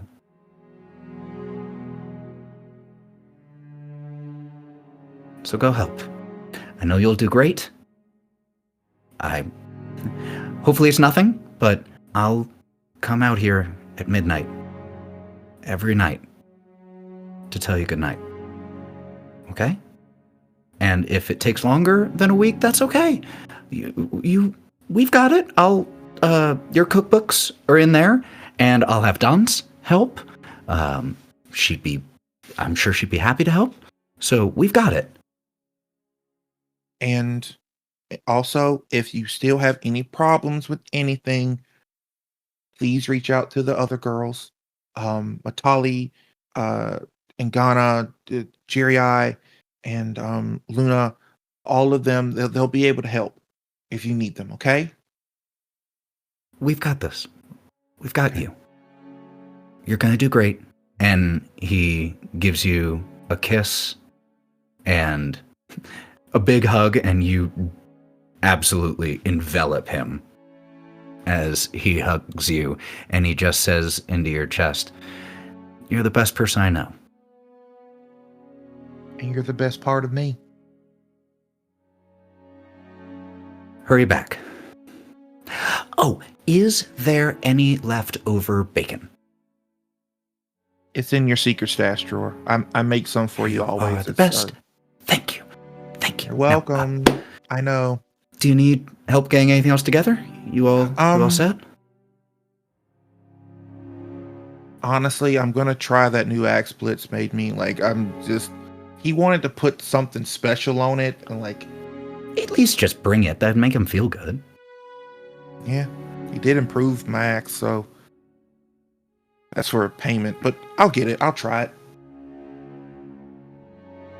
And you see another switch in the dresser drawer, and you see all of these different weapons pop out and kind of rotate around until you see this giant double-headed axe with, there's gears in there, and there's giant runes language carved in on all of the pieces and the clockwork mechanisms and stuff like that. But it is a hefty boy.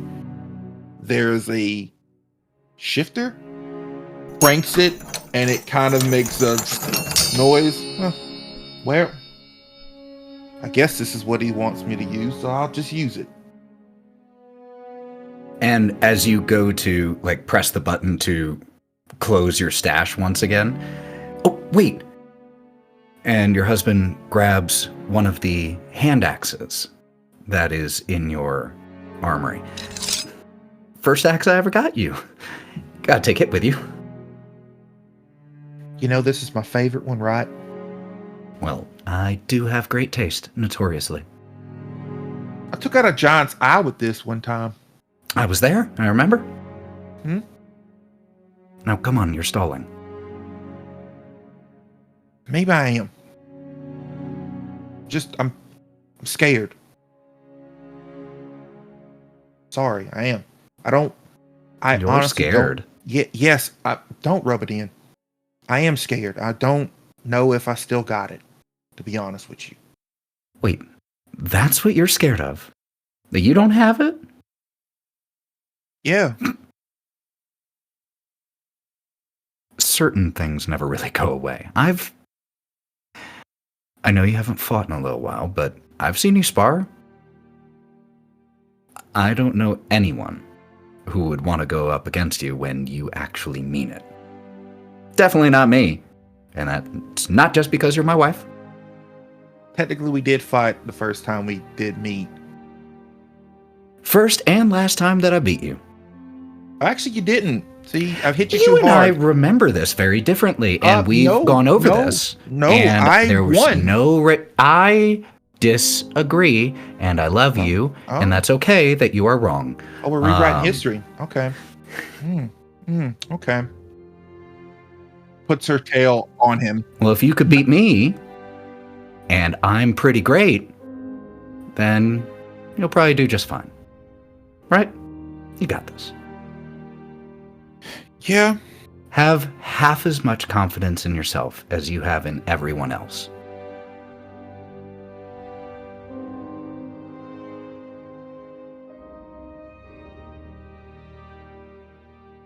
All right, I'm stalling. All right. Come on. Okay. I'm pretty sure that guy's already ate up all the stew. I gave him the big pot.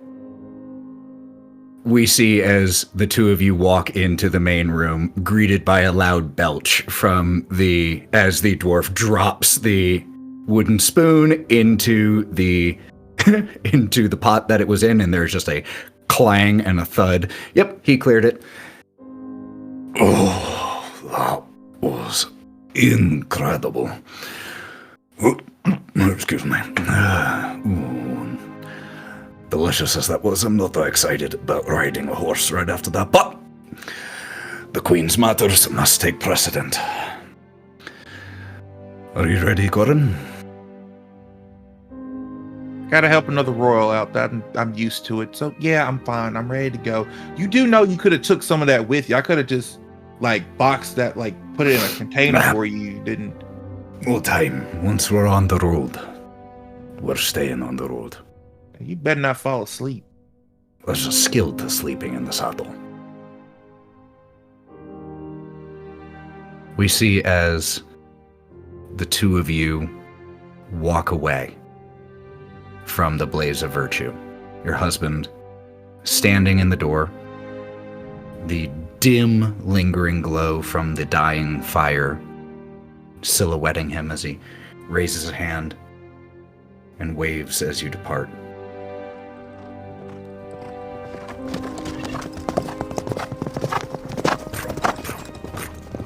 We hear the hoofbeats as the pair of horses take off down the mountain road.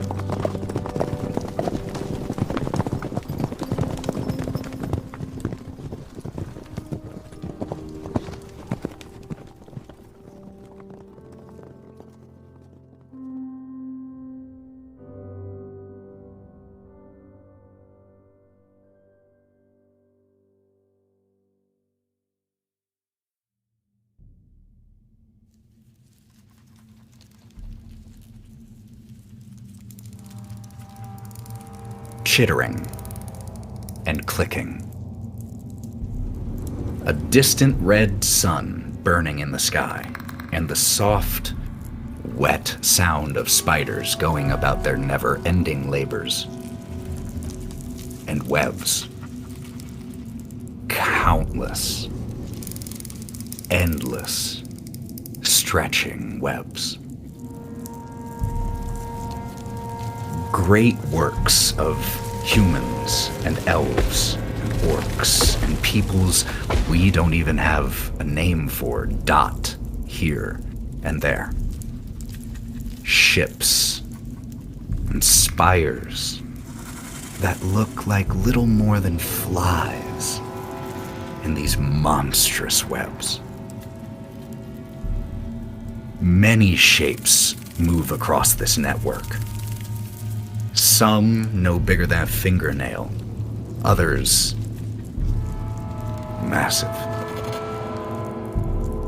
The largest of those shapes that we can see right now picks its way across the webbing, more nimble than an enormous structure made of iron should be, its bulk supported by 8 legs. And we pull into that structure, into one of the finest chambers here. Mallow, could you first describe this chamber, your chambers, and then who we see in here and what she is doing? It is elegantly adorned in deep purples and reds everywhere. It is an elegant mish of old iron, rock, and jewels collected from God knows where. Probably even so much that she's forgotten where they've come from. And inside, you see a 6'1", 6'2", light obsidian-skinned woman brushing her hair. It has notes of purple with white streaks, and she's trying to get prepared in her armaments, but is spending a little bit too much time focused on her looks. Aiding you in putting on your armor is Nulgloth, your Drider attendant, who clicks and fusses behind you, securing straps of your... what type of armor? It's elven sort of plate mail. Beautifully light, but with the spreads of spider webs all through it, so as to, of course, adorn for my goddess. Nulgloth secures the straps attaching pauldron to breastplate. And you feel as it stops and clicks and backs up slightly, and you look to the entrance to your chambers. And you see 3 figures approach. 3 drow women, and you know them all. Quenthel, Danafe, and Halistra. Nulgloth looks back and forth. Should I leave, mistress? Yes, please, leave us to be. Just slinks through, chittering as it exits your chambers. She will put on very regal-like robes and kind of click some more jewelry and adornments into place as she keeps the other 3 waiting just a little bit longer than maybe she should. One of the women, one of the drow, she approached your chamber, but she kind of stayed outside just leaning on the door frame. This is Quenthel, and she is wearing her customary scowl. Her white hair is put up in a very elegant and complicated fashion as it falls down in 8 separate strands. The 2 who enter, however, Danafe and Halistra, you keep waiting. She will regard Quenthel and look at her up and down, though as one would look at prey, knowing what is to come. And she just catches eyes with you, averts her gaze to outside the chamber, not giving you any response. Danafe, she is wearing a dress at the moment that looks like it is almost made of spider web, and it barely conceals her. She is curvaceous for a drow, and Halistra is quite tall for a drow and is currently wearing, similar to your armor actually, black steel armor, and has a mace at her hip, a shield on her back. As you finish up, it is Danafe who approaches you. Greetings, sister.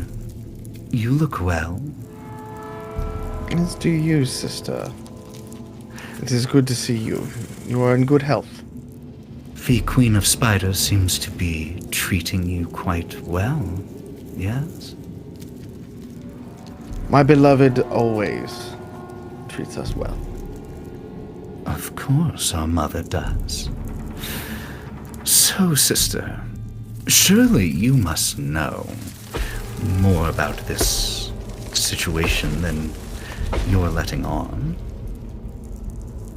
I know what the Queen has told me, and only what she has told me. And what has she told you?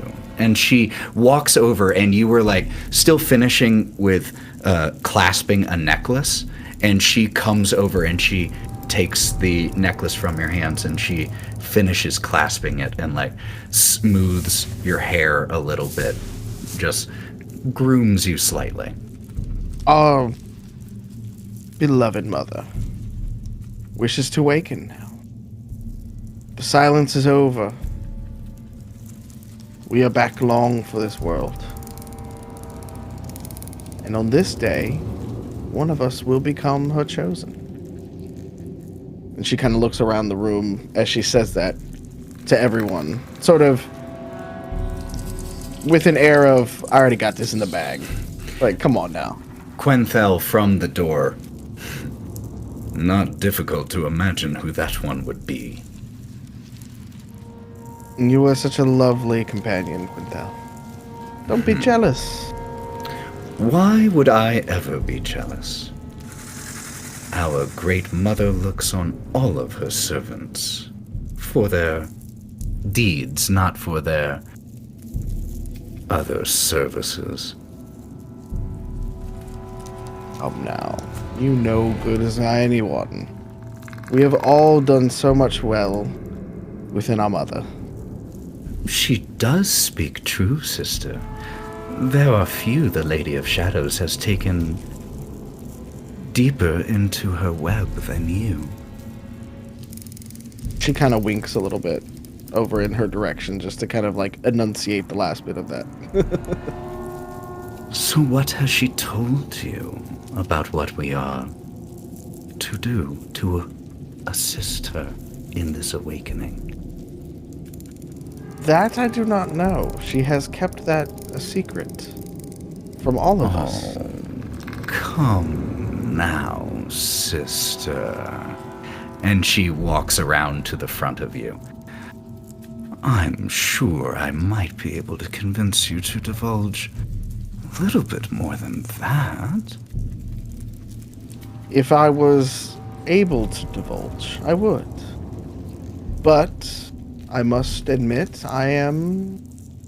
Well, we live in the dark, but, you know, I am shuttered this little bit at the moment as to what we are supposed to do. But I just know that we are all here dressed in our best. And she kind of takes a hand and kind of rubs it against her and kind of leans in just a little closer to her. And I know we will all do our best for our mother. Danielle gives you a little boop on your nose and steps back, and she appraises you with her starkly gray eyes. A fine look for our mother's attendant. And as she begins to stride away, you hear a voice in your mind. A familiar voice, but a voice that feels like you have not heard in so long. My daughters, come to me. Prove your loyalty to the queen of the demon web pits. Renew your vows of eternal faith to the flesh cover. Soon my webs will cover the abyss. Come to me, my daughters, and become Yvvor. The four of you exchange glances. Yvvor, chosen of Lolth. But you know that that is a position that would not be occupied by all of you. And the three exchange glances, while Quenthel, was there even a point to us coming here? She has already chosen one. Halistra still hasn't said a word at this point, and has just, with this new information, has just started appraising all three other of you in the room in a very different manner. Predatory.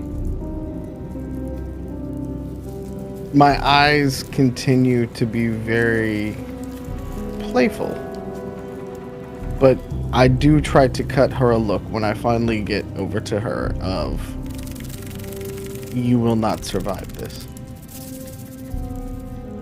Well, sisters, it seems our mother wishes us to compete for her affection once again. I do suspect we all know who that should be. However, damn if I'm not going to give it a try. And she gives you a smile as Danielle just begins to walk from your chamber, not departing the area, just exiting out. She will grab her sword and her whip and attach them both before leaving. And she will kind of turn around and take a look at everything inside again as she stares at the three of them walking away and kind of look at it and go, may the odds be ever in our favor, my dear sisters. And then she will stride, I mean absolutely stride, behind them. You stride and you pass in front of them. They have come here. This is your home. Mm-hmm. You walk in front of them, and as you pass by, Kalista again appraisingly looks you up and down. Quenthel snarls and scoffs as you walk by. Danafe, though, you don't see this, but we do. As she watches you walk past, head held high, chest high, confidently striding forward, sure of yourself. She can't help but smile. A smile that, if you could see it, you might wonder if she knew something that you didn't. But you don't see that. As you're kind of going through, she will stop and lean over to Quinthel as she sort of scoffs and just gently take her, and she'll lean in for a kiss that I doubt she'll get off because of how Quinthel She is. does give you a kiss on the cheek. So proud. So proud. And then she will walk off, strutting. We see the four of you descending into the demon web pits. Descending so far that eventually you become obscured by them. And the camera fades out.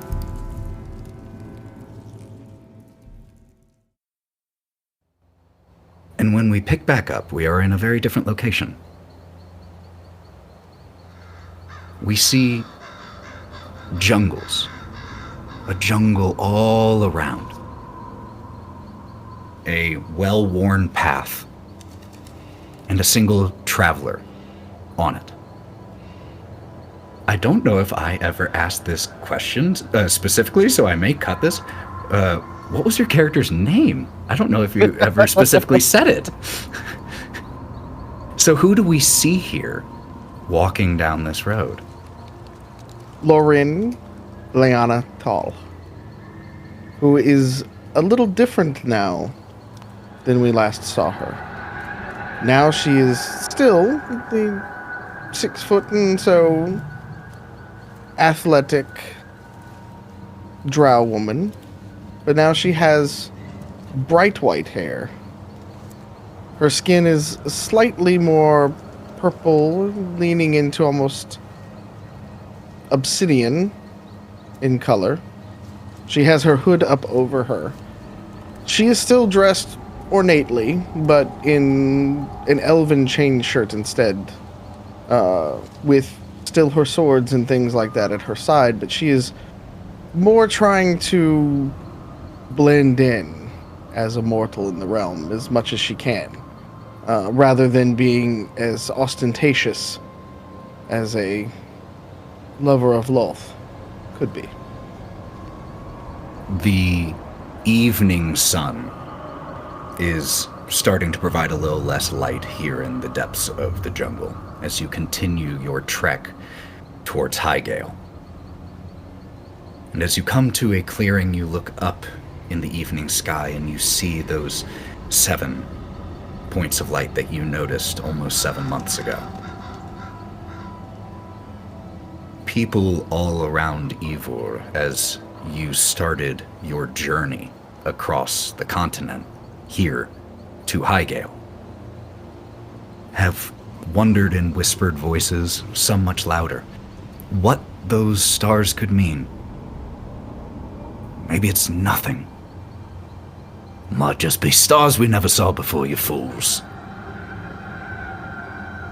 Not you. You didn't have one moment of doubt. As soon as you saw the stars begin to come into alignment, you knew what was happening and what would soon be happening. You've lived a long time. Not even close to all of it here on Yvvor. You've been around when terrible things have been happening. And you know what the Queendom will do in response. Not enough. And so you began traveling to Highgale. As you are walking here alone on this jungle path, is there anything that you are doing or thinking to yourself? She is in quiet meditation, as one can when they are on a walk like this. Thinking about the pit, thinking about the ones that she knew, and thinking to her beloved, and wondering how might she continue.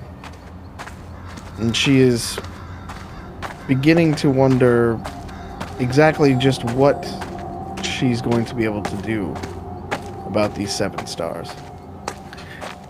Could you make me a perception check, Lorwryn? 9. You don't hear the footsteps until they're very close. Very lost in thought. But you do eventually hear them as something crashes into you from behind. And you end up on your back, and there is a ragged human face inches away from yours. Haggard, beard scrappy and filthy and bloody, clothes shredded, has a knife in his hand and is looking at you with absolute, pure bloodlust and rage in his eyes, and comes down to try to stab you. What do you do?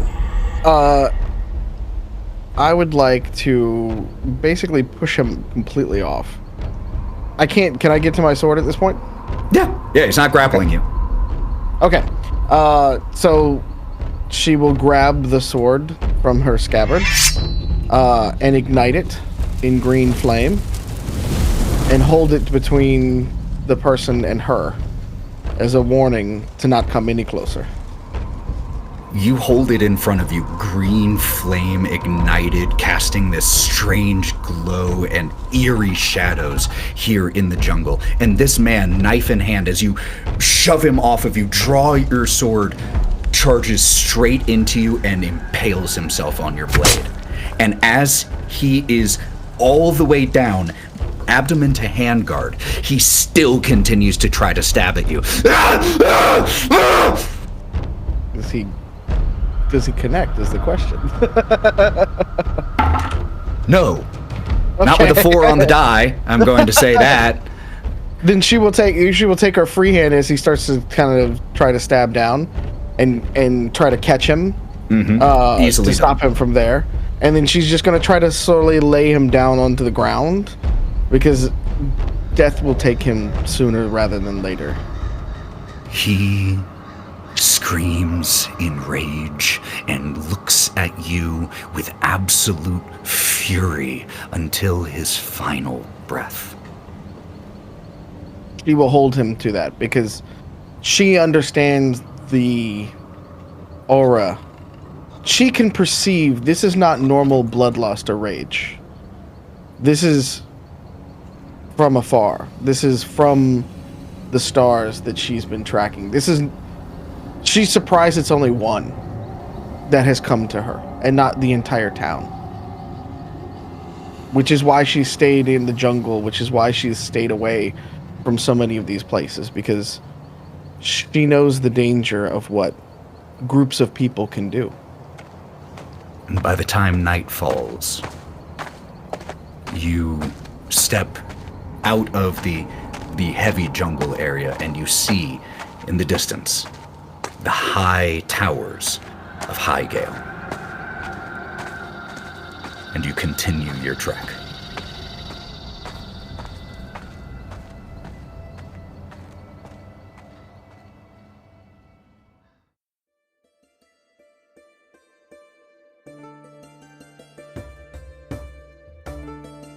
The city of Highgale is the seat of power of the Queendom of Windward. Outside of its walls, the jungle still presses close. As the camera soars across the city, you can hear the sounds of life in the streets, the cries of peacocks from beyond the walls. Flocks of birds fly overhead, only halfway up the main tower of the city of Highgale. It is not into that tower that we peer. It is instead into one dramatically shorter, but still incredibly tall. The Halls of Weaving, the home of the arcane branch of Windward's government, the Weaveminders. These halls are places of learning, vanity, incredible displays of unnecessary arcane prowess, but also where discoveries of the application of magic have changed the lives of millions. It was within these hallowed halls that so many of those discoveries were made. We pull into one of the larger, more lavish living quarters in the Halls of Weaving. Matty, would you mind describing these chambers and the person we see therein? As was mentioned, it is large. Too large, almost, to fit in the tower. It seems to extend beyond the walls, in a way. Every wall is covered either in a gorgeous hand-woven tapestry of the finest silk, depicting scenes of battle, journey, stories, and mythology. Or it is lined with bookshelves. Each bookshelf is filled to the top with tomes, some of which are embossed in gold, some that seem to be one-of-a-kind journals and textbooks. And where there isn't a book, there sits an artifact. Everything from a delicate golden dragon egg to almost what appears to be a withered hand on a chain. Every inch of the walls are covered with treasure. Treasure that could pay the tuition of an entire child's life. The furniture is all single wood redwood, each piece carved rather than created from various trees. There's a wooden bed that has beautiful velvet drapery on it. It's small. A one-person sort of bed. And a large redwood table made out of a single piece of wood, which sits a middle-aged elven woman, dressed in a beautifully hand-woven silk robe that is pulled up to her elbows.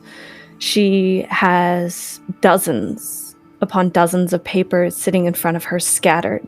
Some that depict star charts, some that have complicated runes and arcane symbols that she seems to read with ease. She is tall, just over 6 feet tall, with a almost white gold hair that is pulled back in intricate braids, and each braid is clamped with a golden bead. She has a face that is all angles.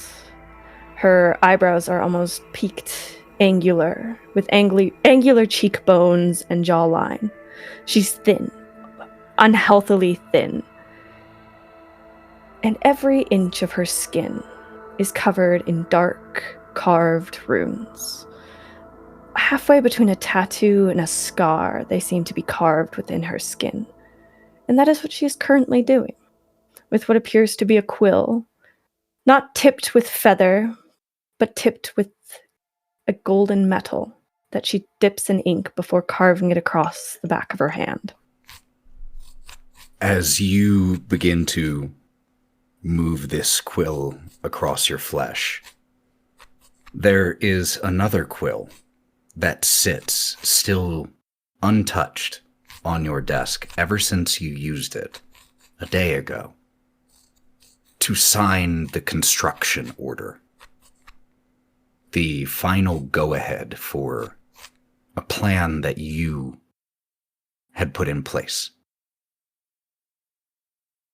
Papers and reports also stacked on your desk. Rumors of happenings in local and faraway towns. Whispers that some may not have even made it to the ears of the Queen's closest advisors yet. There is a soft knock on your door. What is it now? The door opens. Do you turn when the door opens, or do you not acknowledge? She does not turn. She doesn't even look over her shoulder, as she is assuming that this is her butler, and that he will walk in, say his piece, and leave as he normally does.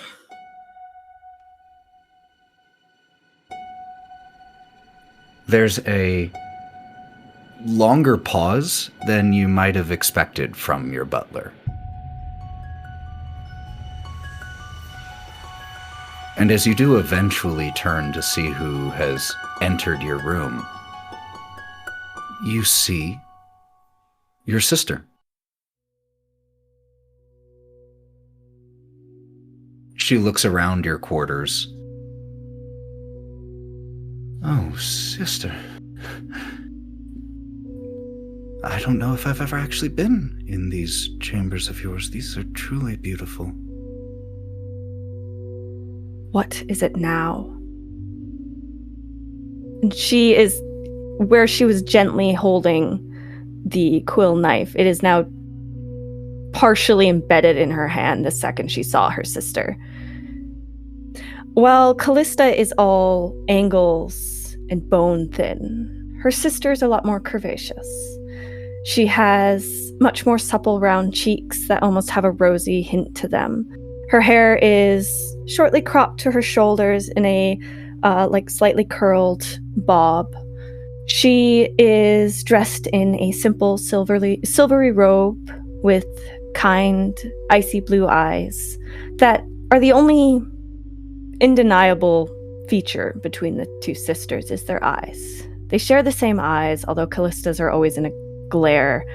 Her sisters are always softly set. I apologize for interrupting, Kalista. If I've come at a bad time, I can come back. Just get it over with. What do you want, Saren? And you can see that you have... Your demeanor does not surprise Saren anymore, though it still wounds her every time. I heard about what you were doing. I know your feelings towards the gods, but you do work in their name whether you know it or not.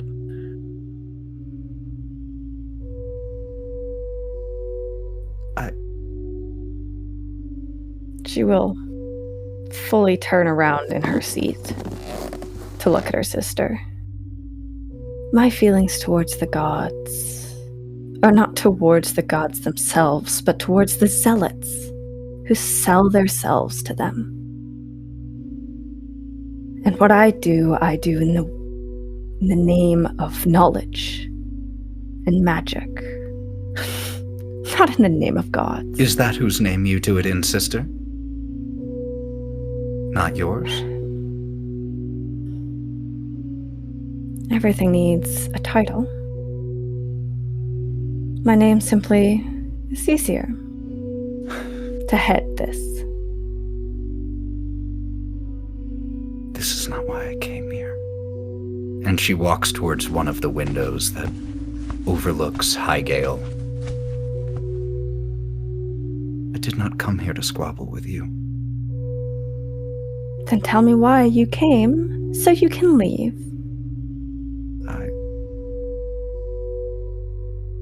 I suppose I don't know.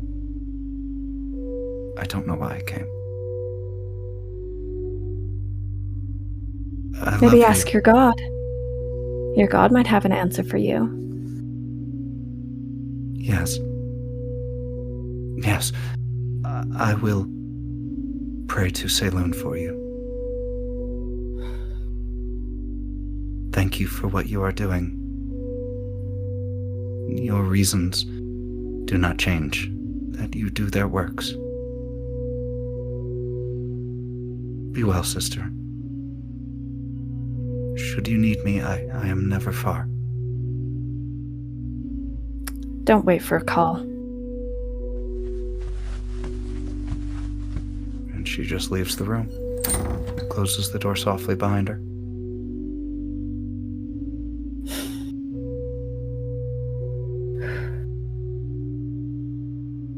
Kalista will take a moment before casting Prestidigitation to clean the blood off of the papers. And just kind of wince as she looks down at her ruined work on her hand.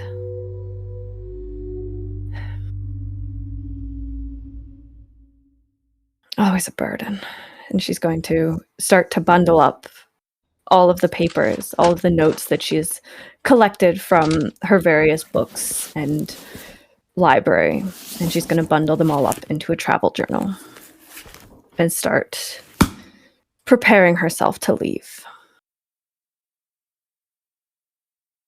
We see as you begin to gather your things, and the camera will cut.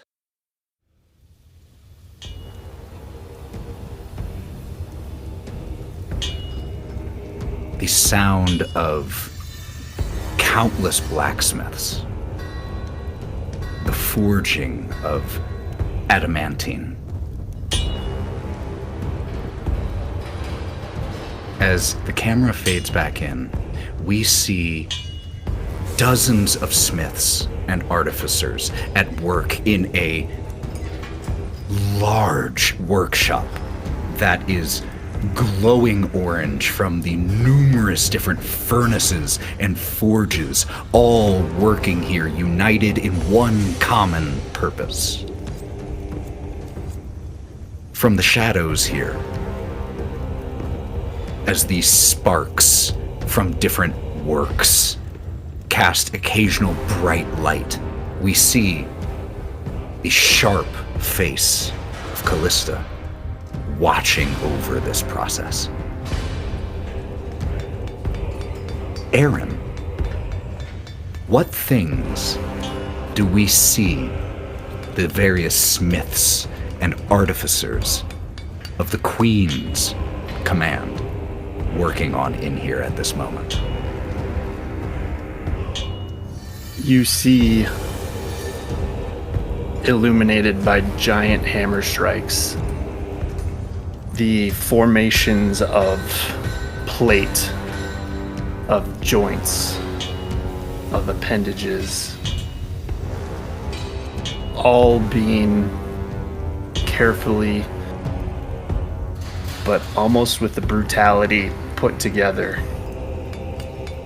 From a distance, it almost looks like a well-rehearsed dance, the way that these forgers are moving around, pulling chains to lift pieces, using tongs to remove heated metal from the furnaces. It is a sight to behold. The forging of adamantine armor on a scale that hasn't quite been seen before. The large chamber that we see is not illuminated by any windows or outside light. It is the glowing of molten metal and countless candles in here. The work of the artificers being overseen directly by Kalista, the representative of the Weaveminders here. The labors of this construction are heavy and long and tiring. Days pass, shifts of different smiths. By the time all is said and done, over 50 sets of hands have aided in the construction of this large humanoid shape that we see assembling here in this workshop.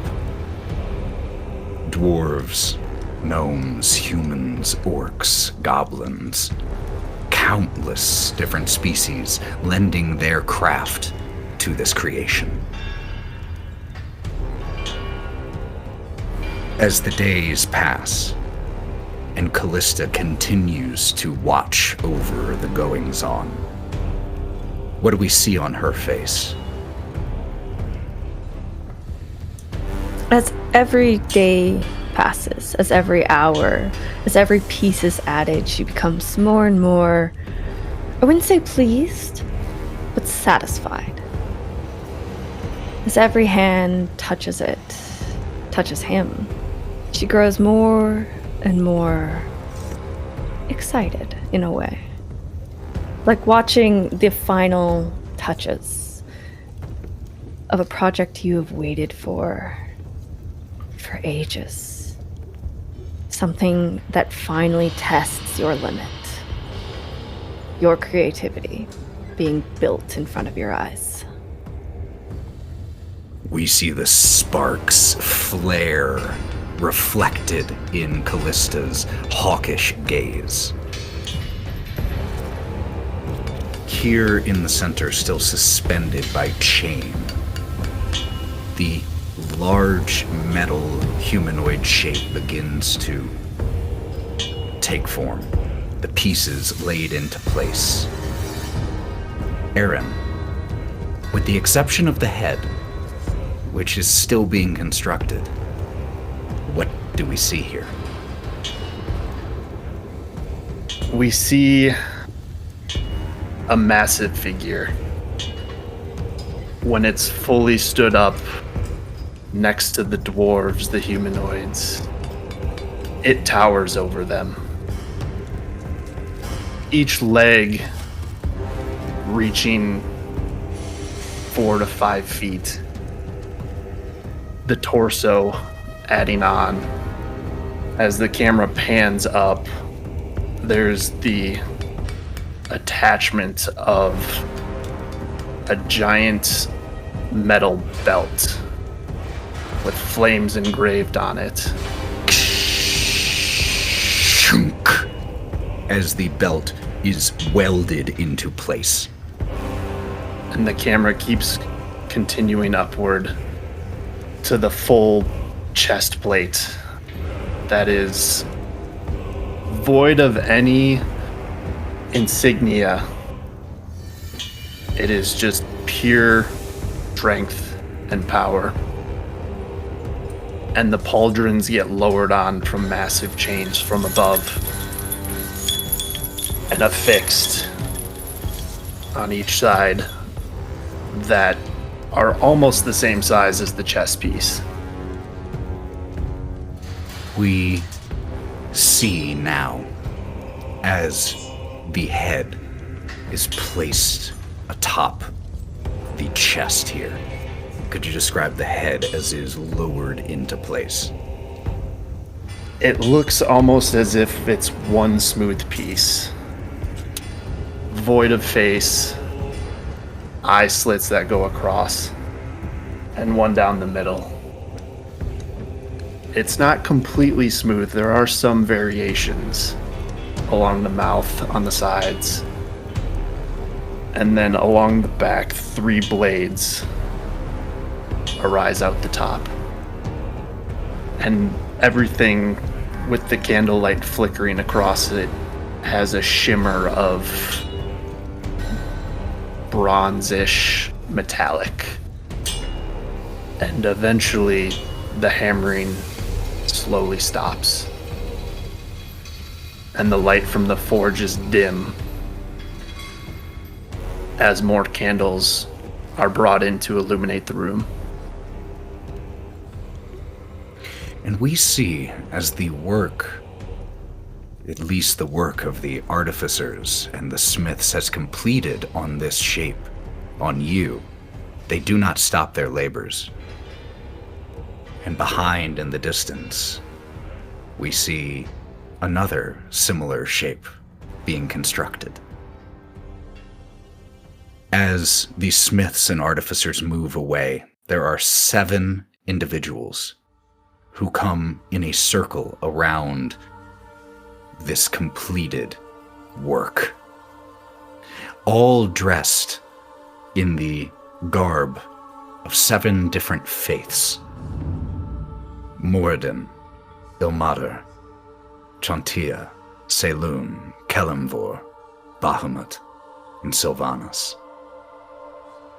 Priests and clerics of 7 gods. The priest of Moradin steps forward.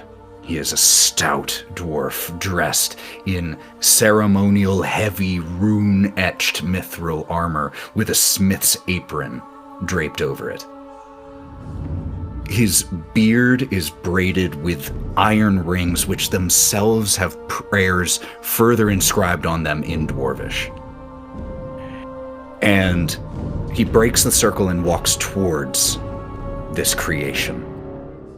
As he lifts from his hip a glowing smith's hammer. In the name of the Soul Forger, Moradin, I bless this creation. What blessing does he place upon this, Aaron? On this massive figure gets placed a long piece of white cloth, frayed at the edges, but inscribed in arcane language. And if one were to get close enough and read off of this cloth, it would say, I reject the whispers of apathy and the chains of avoidance. The Soul Forger's work is unending, and I am his instrument. I swear to labor without rest, to fight without hesitation, and to burn the shadow of sloth from my soul with the flame of diligence. Takes this piece of cloth, takes a nail, and with the glowing hammer, drives the nail into you and affixes this scroll of blessing. And the priest of Moradin steps back into the circle. A priestess of Ilmater, clad in simple, tattered robes, bound with a red cord around the waist. Her hands are wrapped in linen, brow smeared with ash. In the name of Ilmater, the one who endures, I bless this creation. I am but dust before the one who endures. My arrogance shall be broken upon the anvil of humility. I swear to bow before the wisdom of my companions and the will of Ilmater. Lest pride blind me to my duty. I shall overcome through service and sacrifice. Takes a small dagger, cuts her thumb, presses the scroll of blessing onto you, and presses the blood onto the top, and where the blood was, the scroll affixes to you. The next priestess of Chantia, a warm, kind-eyed woman with a flowing cloak reminiscent of woven wheat stalks. In the name of the Earth Mother, Chantia, I bless this creation. The wealth of the world is not mine to hoard. Let my grasping hands be stayed by the Earth Mother's decree. I vow to give freely of my strength, my spoils, and my blood for the betterment of this world. Greed shall find no purchase in my soul, for I desire only the victory of all. She takes a small clump of soil, wipes a tear from her eye, mixes the two, presses the scroll of blessing with the soil, and it fixes. The next priestess of Saloon, Kalista, it's Saren. And she steps forward.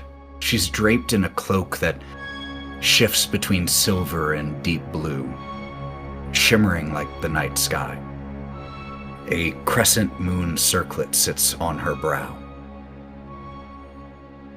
As the glow of the candles in the forges illuminates you watching off to the side, what do we see on your face in that moment as your sister steps forward? For the smallest moment, there's almost a glint of hopefulness or sentiment. It's hard to tell before it just turns icy cold and she turns away before even witnessing that blessing. In the name of Saloon, Moon Maiden, I bless this creation. I shall not be led astray by the flesh, nor succumb to desires that weaken my resolve. My body is a weapon of the Moon Maiden, my soul a fortress of purity. I pledge to remain pure and steadfast, wielding self-control as my shield against the temptations of the ruinous powers. In addition to the scroll of blessing, she has a chalice of water left out under the full moon. She uses a droplet of it to affix the scroll to you and pours the remaining water over your feet and steps back into the circle.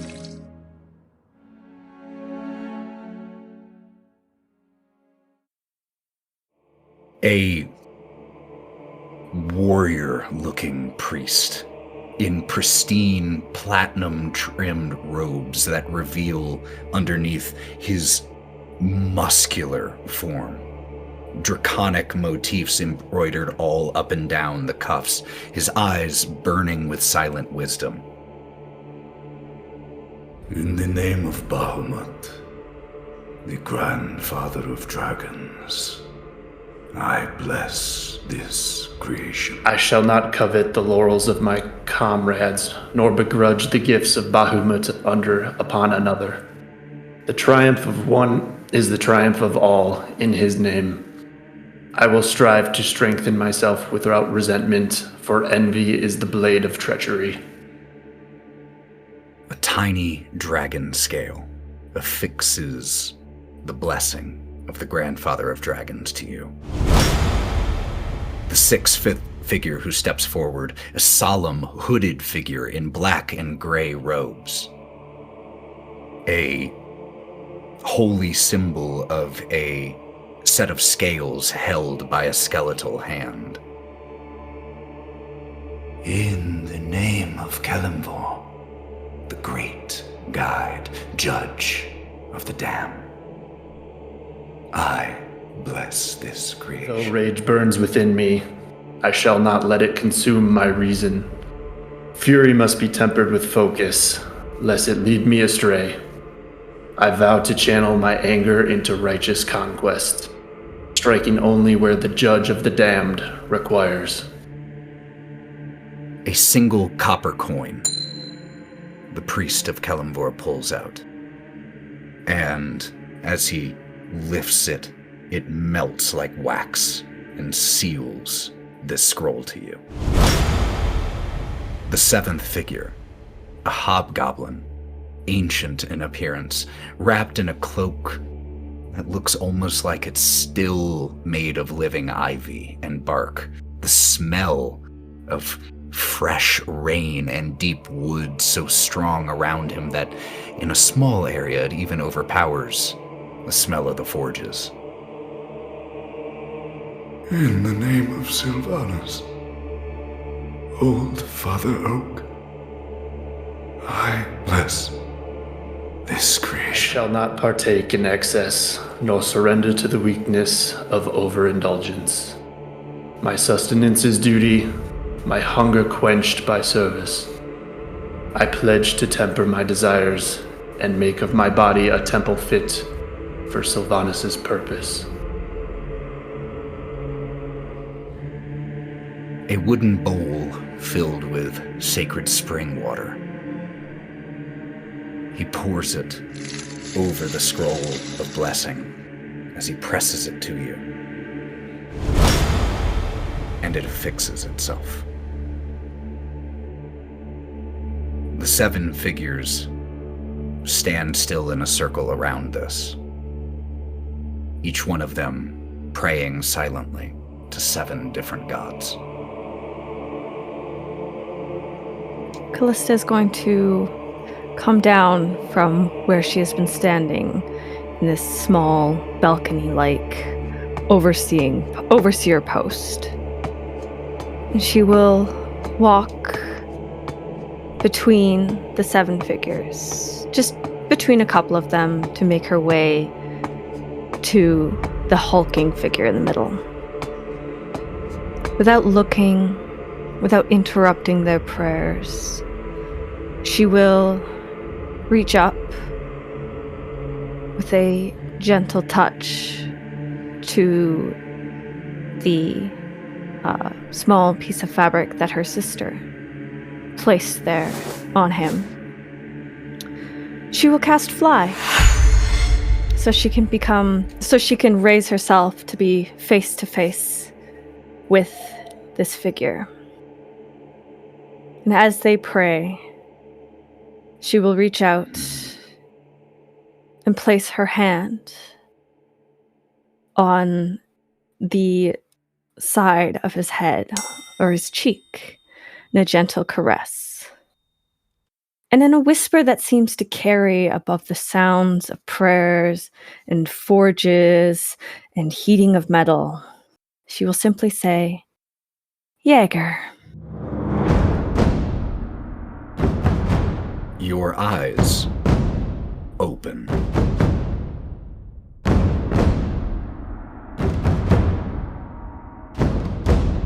And you perceive light for the first time. And sound. And purpose. And you see a face in front of you, the first face you have ever laid your eyes on.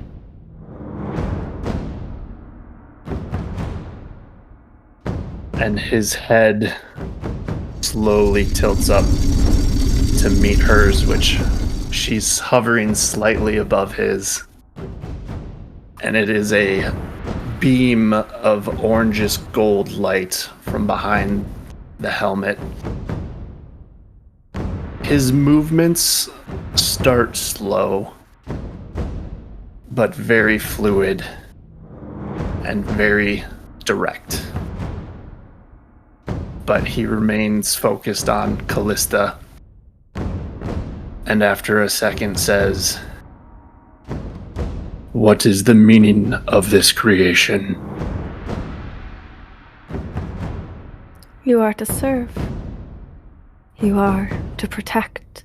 And you are to cleanse this world of the darkness that threatens it.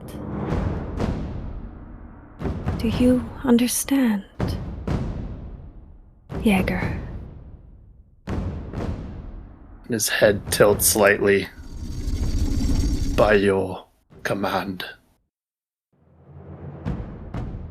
Wonderful. She will slowly lower herself, and she will just hold her hand out like this to Jaeger expectantly. And at that point, the chains that are holding him up let loose. His weight cracks the stone underneath. And from the sides, behind the priests and priestesses, are carried a towering shield and an extremely large trident. and he reaches both hands out and grabs them. When you hit the ground, a few of the priests and priestesses stumble as there is just this shockwave as your weight lands. And they stumble back, clearing away from you in shock and awe. And you reach out and you grab the massive shield and trident made for only one wielder. And as Kalista extends a hand, what do? He, instead of reaching out a hand, saunters up next to but slightly behind in a protective stance and awaits command. Give me your hand, Jaeger. He'll take the trident, slam it into the ground. Pierces through the stone floor here, just embeds itself. And reaches a hand down. Pulling from her bag of holding, which is unlike most bags of holding, but made out of woven gold silk, she will take out 2 rings. One rather small, and one enormous compared to her hand. She will take the smallest one and she will place it on her pinky. And then, with hands as a parent would to a child, so gentle, she will slide the ring onto Jaeger's pinky as well. But as it reaches the joint, it grows hotter and hotter until it sears and melts into the metal, leaving a ring of gold with slight inscription that can be seen in almost a black, burned texture. She will then walk around Jaeger and stop just behind him, where she will take out a scroll, flattening it against Jaeger's back, which is a clean, untouched plate of adamantium. Might have said that wrong. Don't worry about it. She will place her hand over the scroll, and the paper will burn away like flash paper within a second, leaving the brackish ink staining the back of Jaeger, a scroll that she wrote herself. After that, she will turn around, or she'll walk around and face him once again. Arm yourself, Jaeger. I think it is time for us to go. Grabs the trident, which, as his hand touches it, a slight flare of radiant flame scorches up it and diminishes. And he will follow.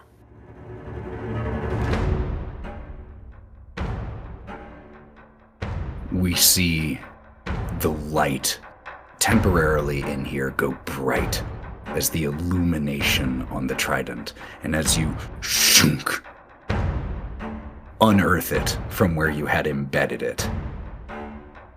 We see Kalista walking in front with the heavy footfalls of Jaeger behind. And that's where we'll close for tonight. And we'll pick up next time with the Council of the Queen.